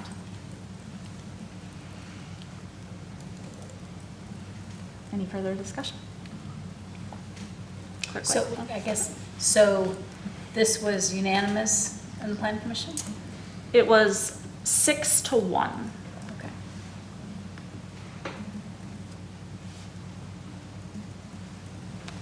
Clerk McQuaid? Yes. Joe Buganim? Yes. Jody Hollingshead? Yes. Weezy Michael? Yes. Jenny Celine? Yes. Deputy Mayor Downs? Yes. Brian Butcher? Yes. Mayor Trumbull? Yes, passes 7-0. Next item, consideration of approval of first reading of an ordinance authorizing institution of eminent domain proceedings as needed for acquisition of property in the Greenmont neighborhood. Thank you, Mayor. This ordinance would authorize the city manager, if needed, to institute eminent domain proceedings to acquire one remaining parcel of real estate in the area of Lower Greenmont that the city has planned for a new open space as a part of its CDBG program. The City Council previously authorized eminent domain proceedings for two other properties that were identified in the CDBG program itself for acquisition. One was voluntarily acquired and the other is proceeding through eminent domain just due to title issues, not due to unwillingness to work with the available owner. The property involved here has been previously under contract for purchase with the Land Reuse Agency. The sale was not able to go through also due to title issues. The landowner remains willing and engaged to work, but the property has also since been passed into an estate due to the death of the former owner, and the timeline under which the city needs to acquire this property so that other aspects of the CDBG action plan can go forward may be limited. So this ordinance authorizes the acquisition of the property ideally through continued negotiation and a voluntary closing, but if needed based on program timelines through eminent domain proceedings that allow the city to acquire public property. If council has any questions, I'd be happy to address those. Questions for Attorney Simonton? Is there a motion? Move to approve. Second. Thank you. Further discussion? Seeing none? Joe Buganim? Yes. Jody Hollingshead? Yes. Weezy Michael? Yes. Jenny Celine? Yes. Deputy Mayor Downs? Yes. Brian Butcher? Yes. Mayor Trumbull? Yes, passes 7-0. Next item, workshop schedule revision. Yes, Mayor, thank you. This item is just an item for update for you all to bring forward items that we discussed last meeting as well. We want to continue to put out our workshop schedule as in advance as possible so that we can encourage the most amount of engagement from the members of the community. So what you have before you tonight is an update to the previously proposed workshop schedule. That does two things. So on the Tuesday, August 25th meeting, which will actually be your second regular meeting of the month due to travel requirements for the conference, the third portion of it, or the follow-up portion related to enhanced connectivity, would be from 6:30 to 7, directly in front of your regular meeting. So there's a little change in schedule there. We previously had that to start at 6 o'clock, but we would be moving that to 6:30. And then as we look to September 26, 2026, rather than introducing another new topic as we are finalizing the social services coordination, as far as the public input session, that would occur at 6 p.m. But as then when we go to the 7 o'clock workshop, we would engage in a prioritization discussion or exercise on those topics that we've already discussed. So that is the proposed changes before you. Questions on the proposed changes? Move to approve. Thank you. Second. Discussion? Clerk Wade.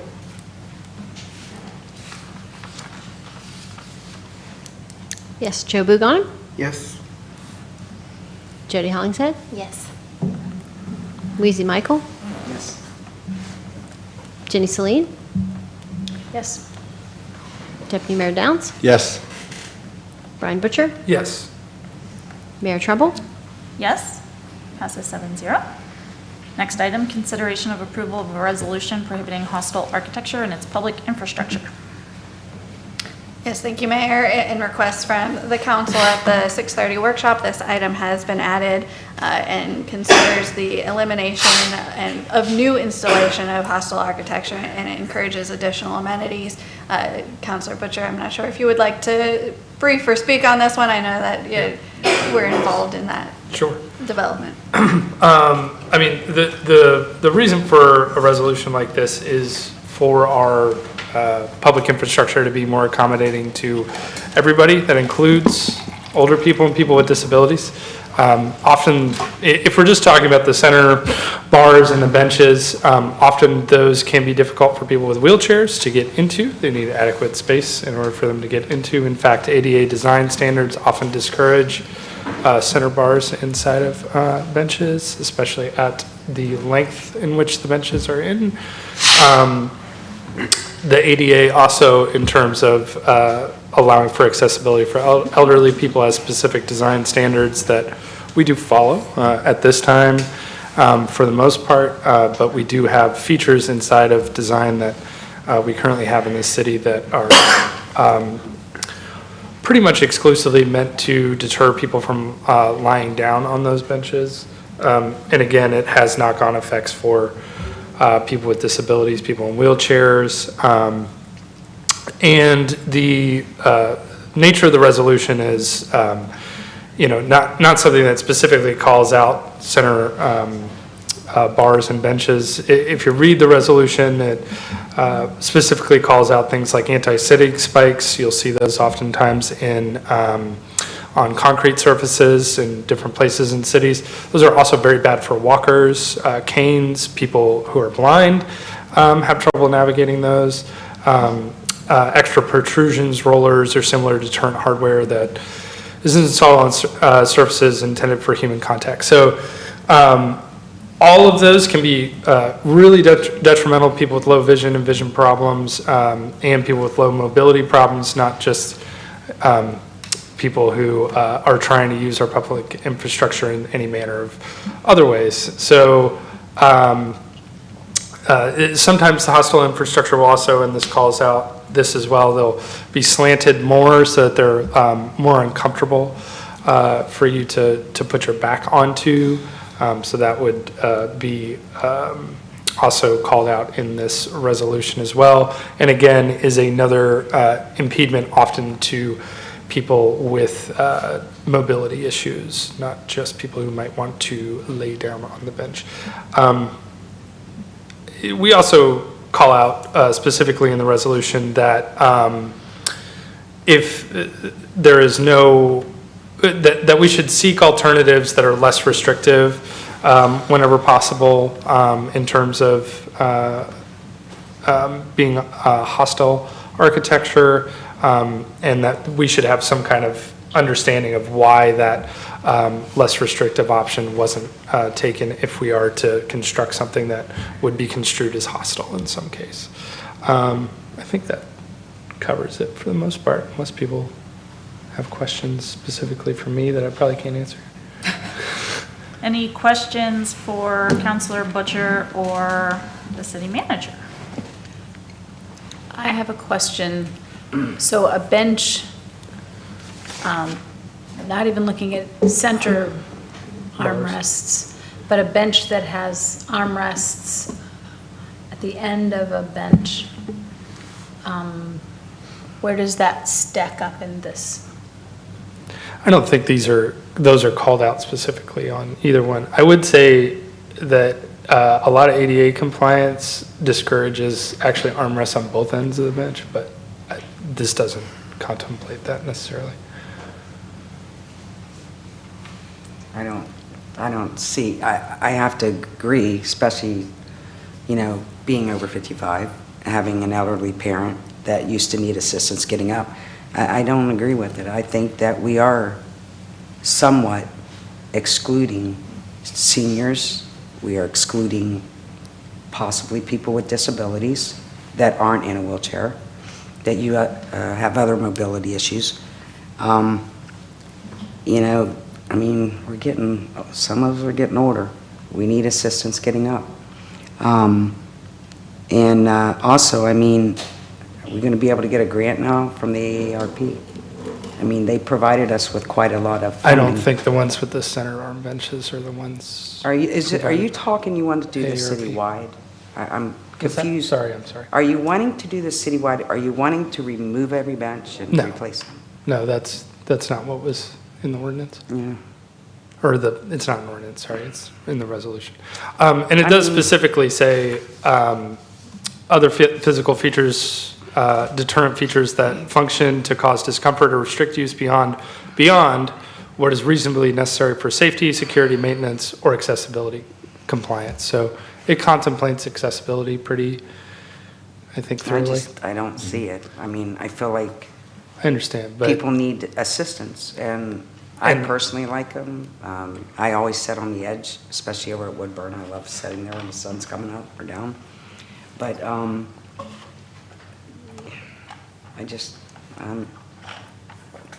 How much of this do we already have? there's part of this resolution is an inventory of that.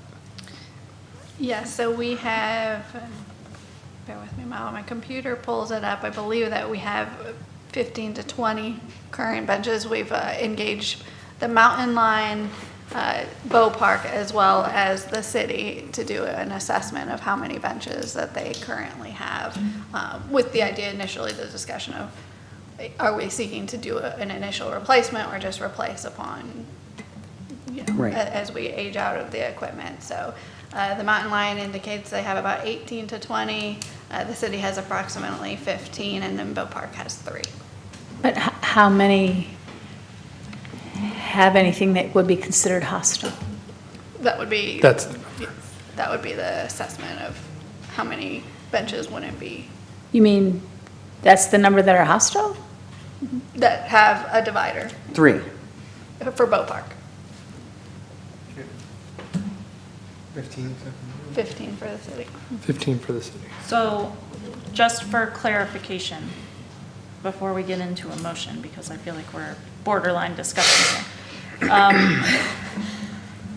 The ordinance the resolution, I'm sorry, as presented, does not require removal and replacement of current benches, right? That's budgetary but it does say that future things should meet this new standard. That is correct.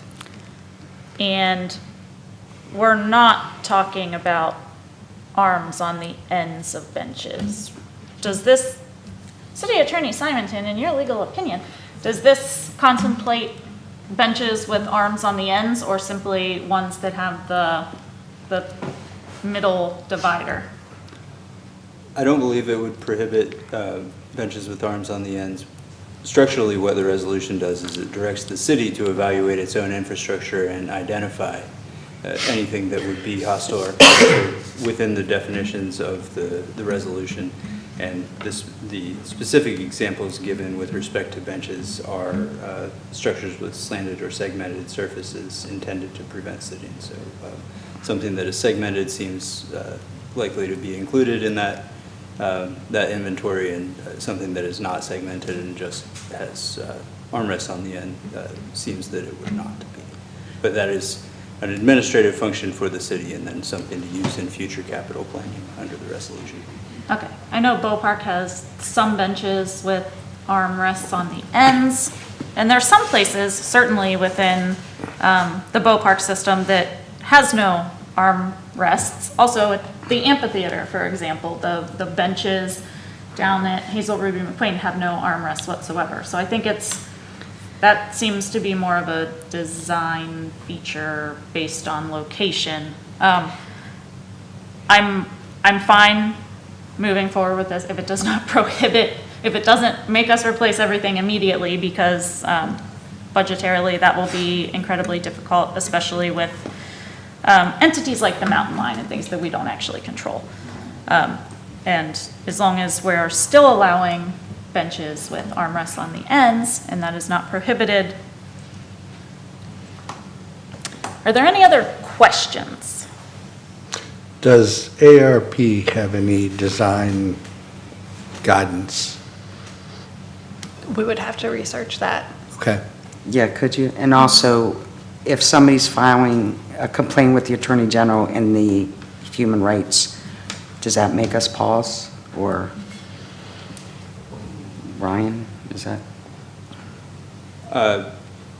Councilor, I do not have any information ahead of this evening's meeting that a complaint has been filed against the city with the State Human Rights Commission or any other agency. I'm certainly happy to investigate that and advise council on any issues with respect to that, but as we sit here tonight, I don't have any knowledge of it. Okay. If I may, I'll say, because we brought up the concept of design, I think that is another thing that was discussed at the prior meeting when this came up, is when we are looking to do any replacement. I think that one of the other things that we will encourage us to consider is placemaking for the right type of bench in the right location. So which is something that we should and could be doing all along, but what benches are we able to design them in a way not only that may be accessible, but may provide a cool feature that does some placemaking within our community as well. I would, trying to figure out if there's a question or not a question. Do we have an inventory now of the features that might be considered under this with our partners and ourselves? So you're saying with Bow Park, we do have an inventory of how many have the centerpiece? Correct, yes. So we've done a preliminary inventory. Our focus certainly just on public spaces at this time. We're not looking at any type of private. So for example, Public Works, we don't have any top of mind where there's city-owned spike surfaces or anything of that nature that we would immediately have. But we do need to do a more comprehensive, but our primary assessment of it has been related to benches. I guess now we are to a motion, and then I have some questions that are more comments than questions. Move to. Second. Discussion. There we go. I am in favor of seating of all types in all spaces, because it helps people in the downtown to have somewhere to sit while they're waiting for someone else, or if they have trouble getting to the next spot, or if they want to eat their lunch. My daughter used to work downtown, and she would say, "Mom, where am I supposed to sit to eat my lunch?" And then we had the ARP benches added in, and then a lot of them got or some of them got removed. And I am unequivocally in favor of benches. I wish that it wasn't in the format of hostile architecture that we were talking about benches. I wish we were doing our inventory, having our model benches of what we wanted in the positive versus framing it in this way. And I would like to see this wait until we had something in the positive that we could promote as Morgantown wanting to develop ways to get more benches, have people consider donation, have a model versus calling a bench potentially hostile that might be useful to some and not useful to others. So I don't mind if I would love it if the designs were usable by as many people as possible, but I would like to see us kind of, rather than have something that might look at the armrests on the ends and hassling that out later, I'd like to know what we have and develop something around it that was in favor of benches versus this framing of it as being hostile. That's just one person's opinion. I agree. It's the framing of this entire process and how this was, brought to us. I mean, I absolutely agree with what you just said. We could have brought this in a different manner that could have benefited, been more beneficial to the community and everybody. But instead, it's now become a little bit controversial, I guess, if you read online. Not that I really want to read online, but I'm just saying, I have to agree with that statement.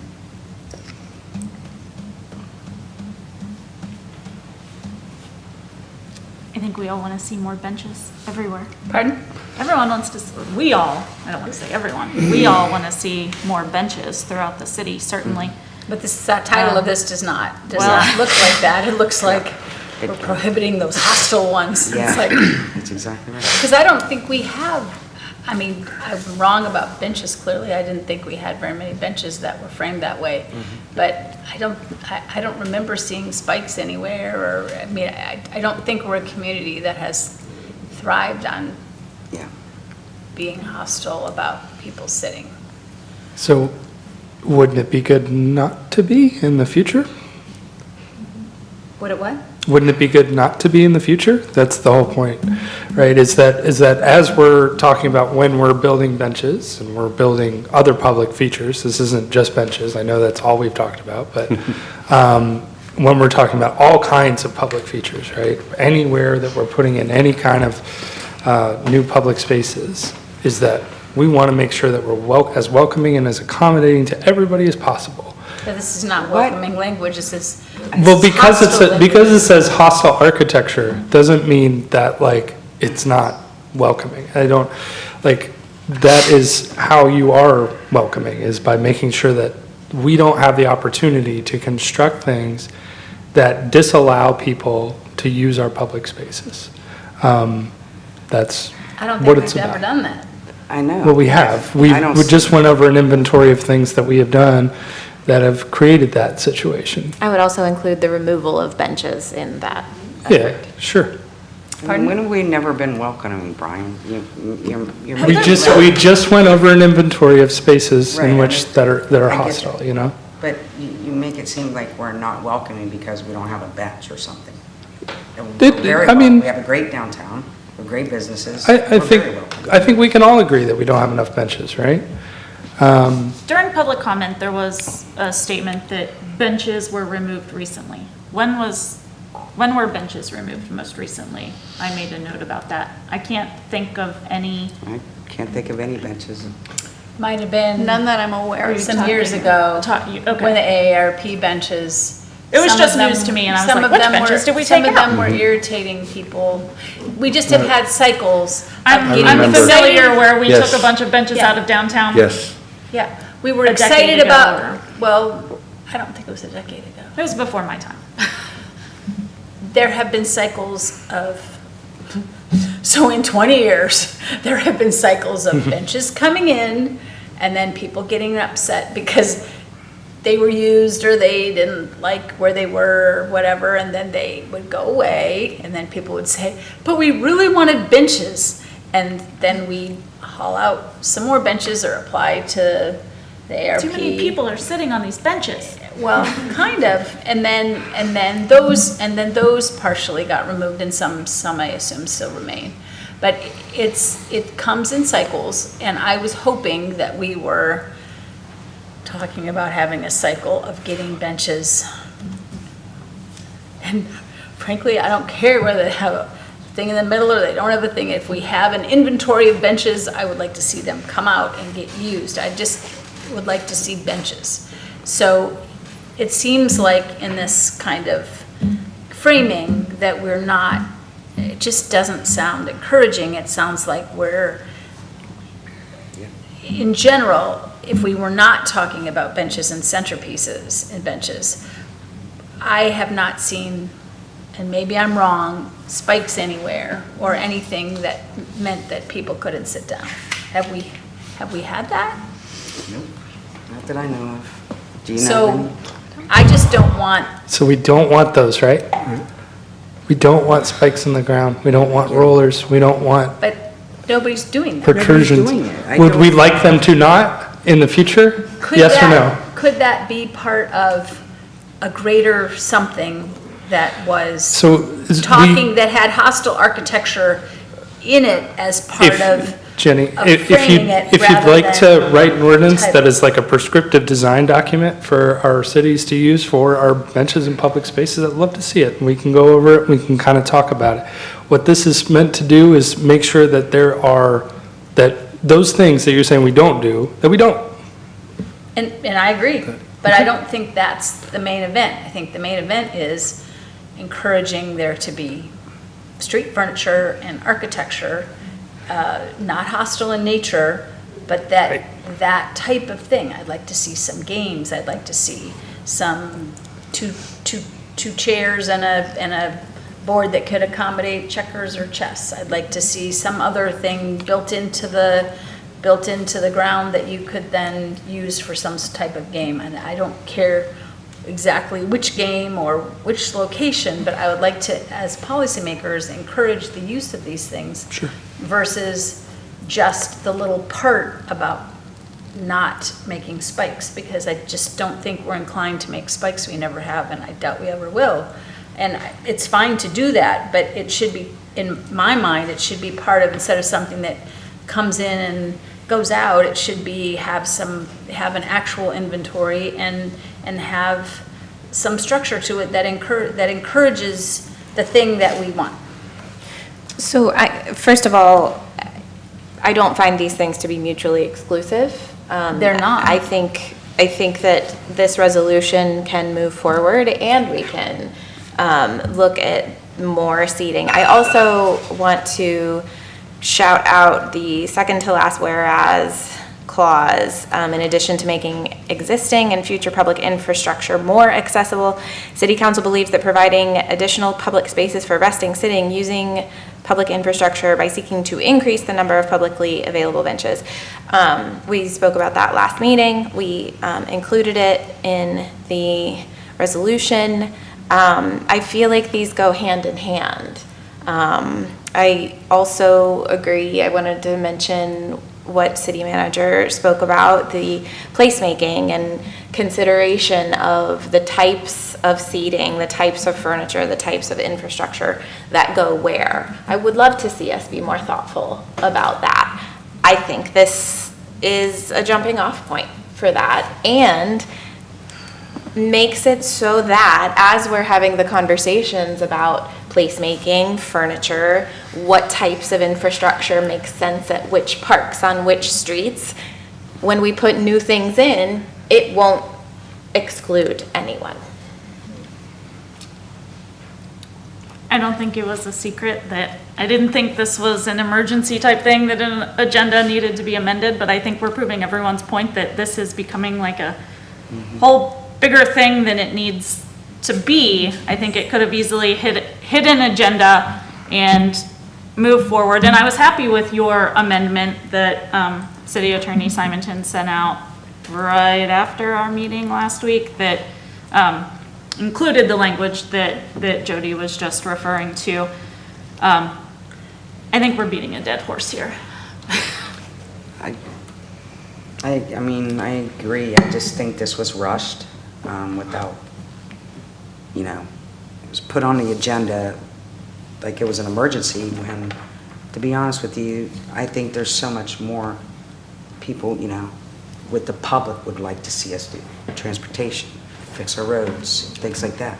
I agree, and we have a Yeah. huge economic development issue Exactly. on our agenda later this evening, so I would prefer if we called the question on this Okay. one and moved. Well, you have called the question. Okay. I think we need to look at this where it says. The question's been called. The question's been called. It's not supposed to be, that when a question is called, it's not supposed to meant to limit or prohibit discussion, although it's used that way. This says, where feasible, the city will identify opportunities for removal, modification, or replacement, features that do not meet the standard, the Section 6 exemption standard, where immediate removal would cause safety hazards. There's definitely some talk about removal. I just am concerned. So, call the question. Clerk White? Yes. Joe Buganim? Yes. Jody Hollingshead? Yes. Weezy Michael? No. Jenny Celine? No. Deputy Mayor Downs? Yes. Brian Butcher? Yes. Mayor Trumbull? Yes, passes 5-2. Hold on, I gotta get back to the beginning of it. Oh, report from city clerk. City manager? 15, report from city clerk. Oh. They are out I of don't order. know how we but- did that. Sorry. City manager? That's okay. Okay. Congratulations, Mayor and Deputy Mayor. I wanted to share that tomorrow, the Police Civil Service Commission will be presenting some anniversary milestone letters to our police officers, one for 15 years and one for 10 years, so congratulations to those two police officers. Also tomorrow, we will be performing the oath of office for two new police officers, Alvarez, Arnett, and Klink. So congratulations to those three new police officers. Our next entry-level police officer exam will be July 25th.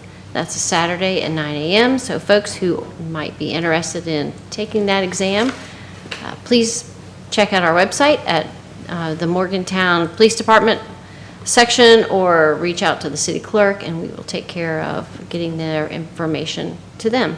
As of right now, we have about 20 applicants. Monday, July 13th, the Fire Civil Service Commission will be meeting to set dates for promotional exams for the rank of lieutenant.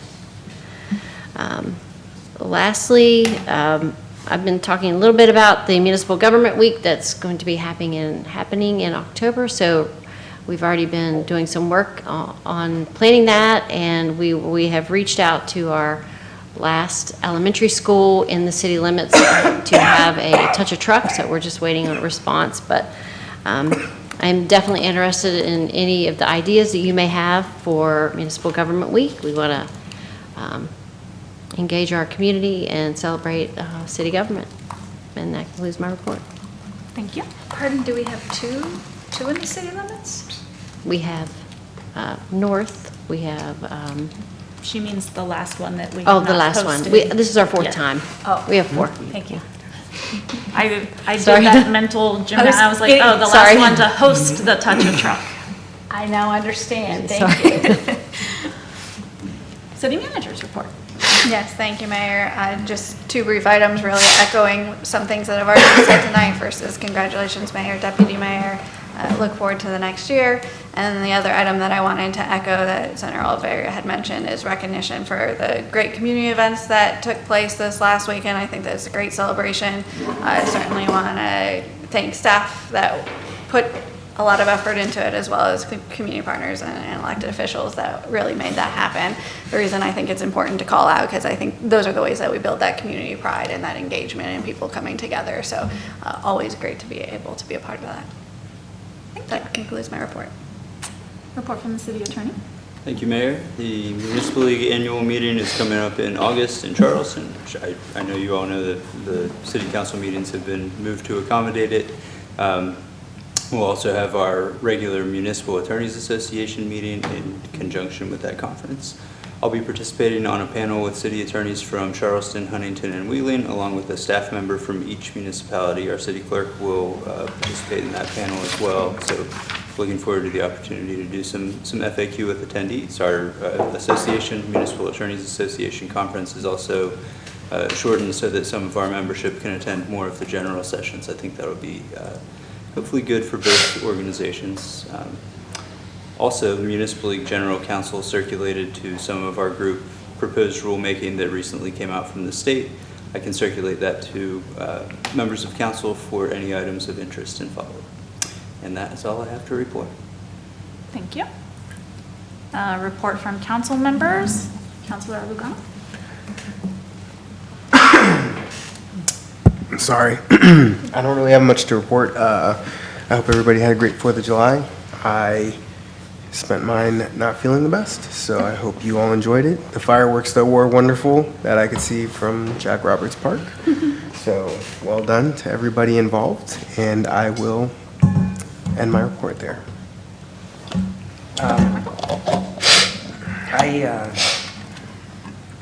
First, I want to say thank you to Annie Cronin York. I've really enjoyed her reports that she's been giving us over the past couple years with the LGBTQ and the reports, and I think she was very dedicated. And I just want to thank her for her service to the Human Rights Commission. It's a hard job to gather all this data and do what she did. So I'm grateful. Thank you, Annie. You're not here. But thank you. Also, the 4th of July was great. Congratulations, Danielle and Mark and the organizers of the parade. It was great. I went to the Eastern Roller Mill, and Vincent, congratulations to Vincent. He did a wonderful job, and it's so nice to see history brought back. That was, I believe, originally 1870 it was built. So to see something so awesome and old and historical brought back to life is great. So Vincent, congratulations, great job. And the other thing, Don Knotts Boulevard, thank you, Mark and Jody's husband, Ricky, for assisting me. It's really important that we do these. I know that it doesn't seem like it's making a difference, and it may not be, but it's the little things. And we did Don Knotts Boulevard, and it didn't take us a lot of time. And this is what I keep trying to hammer to people. It doesn't take a lot of time to volunteer. You can make a huge difference in 1 hour, and in 1 or 2 hours, and get quite a bit accomplished. So I think that pretty much wraps it up. And I didn't get to see the fireworks. I fell asleep. Anyway, that's all I have. Well, they were great. My girls very much enjoyed them. I don't have much to report. I just want to comment and sort of bring together, noticing the cleanup efforts and the 4th of July festivities, and just noticing and calling out the ways in which the community, our staff, and our elected officials do come together to create community, to create a place that is warm and welcoming. Morgantown does a pretty good job of that, and I feel lucky to live here and to have served on city council for a year now. I just wanted to highlight, there's, a lot of negativity sometimes, and I just wanted to highlight the community building that I do see happening in different places, but that also sort of converge together at times. That's all. Congratulations to the mayor and the deputy mayor. Here I am right between you. Perfect. I appreciate all the work that you personally put into the parade, and that all of the other people who helped and attended, and our public safety officers and people who really stepped up to make it work. It's quite a trick to pull it out again. And hard to start something that hasn't been going on for a while.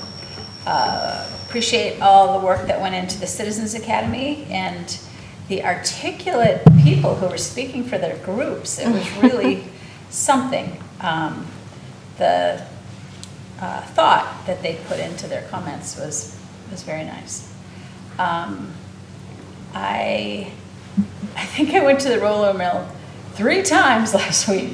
So I went on Thursday when staff went. I went on Saturday as part of the 4th, and then my family drove by on Sunday, and we took a tour with the young man who had done lots of the research for the posters that have been put up. And if you haven't been to the roller mill, totally worth going. Find out a time that it's open, which I don't know the hours offhand, but we just stopped by so that they could see the exterior of it, and it happened to be open on a Sunday, and we went in and had a tour of all 3 floors, and there are implements that have been brought in from the museum, but many of the implements that are there, and they'll tell you which are items that were actually in the roller mill and functional for the roller mill, and some, I think, at least one was something historic. There's like a clock face from the front of the county building that's there that was part of what came with the roller mill. But it is wonderful to honor our history, to see. And on Saturday, I happened by right when they had, they can turn it on for short periods of time. So it's neat to have something that actually functions. And there are some mechanical wizards that know how to make it work. And it just is really a great asset for the community and very alive and interesting. So, and the group I went in with was myself, grandma, and my husband, my son, and my grandson. So it was 3 generations all asking questions and curious. So that's a really neat, something that we have done and we should be very proud of. And yeah, so shout out to Vincent Kitch and his staff for like so many things. This, fireworks concert, the roller mill, that had a lot going on last week. And then I just wanted to think about how we can rededicate ourselves in appreciation of our policymaking role to improve the lives of those who live and work here, as well as being supportive of our employees and their role as day-to-day public-facing valuable assets in our community. And just think about what we can do moving forward that kind of gives meaning and improvement to our community, and particularly being supportive of our employees. And so anyway, I think we already do much of that, but I think it's good to just keep all that in mind. Thank you. All the time. Thanks. So, Brian, appreciate your leadership as deputy mayor during the last year.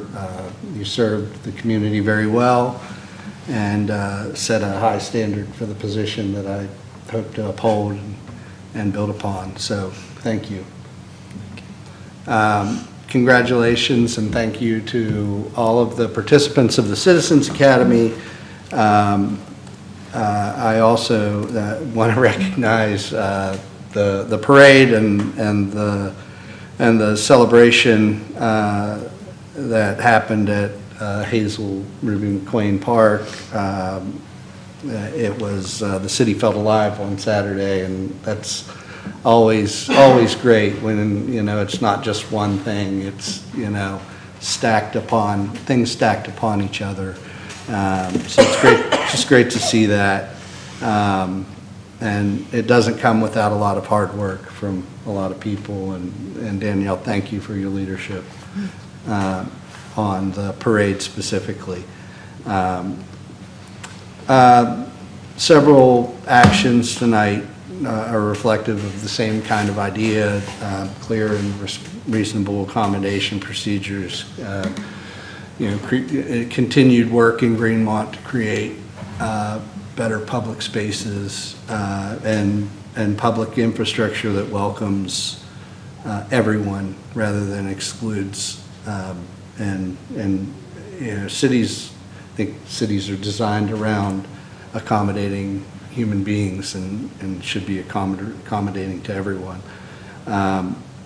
So that's the kind of practical, lasting work that I hope we continue in the coming year. Certainly appreciate, I do think that there's more work to do in that area, certainly. And to that end, I've got, just as a heads up, I think that we've got some amendments. I've been working with Ryan and Jamie and staff on amendments to Article 1705 for building permits, and that I think we're gonna, we meet again with staff this week, and I hope we're gonna be coming very soon. Appreciate the partnership with Development Services and Fire Department, specifically Fire Marshal Captain Quinn, to really work very hard to improve our systems there. And finally, I appreciate tonight having more engagement with MCDA. Look forward to engaging more in the Richwood project, and hope that through partnership and transparency we can get this project back on track. But time is working against us. Thank you. Thanks, Mark. I want to thank council and the city for giving me time to be in leadership in the city, and I know Danielle, you and Mark will work great together, so good luck. Not sure which one of us needs it more. Yeah. 4th of July was fun. We went to the farmer's market 4th of July and to the Eastern Roller Mill. I saw Weeze and Jenny there. It was cool to see it turned on. I agree. Yeah, a lot of those historic artifacts are very interesting in there. A thing that strikes me every time I see, especially buildings that old, is like, I don't understand how humans thought to do things like this, especially when you see that thing turned on with like 200 gears going. I just don't get it. But so real, like, kind of testaments to ingenuity, and so neat to see. Crazy that it still works in any way. I was kind of afraid all of it would spin apart. We might be on the front page of the news, but it was fine.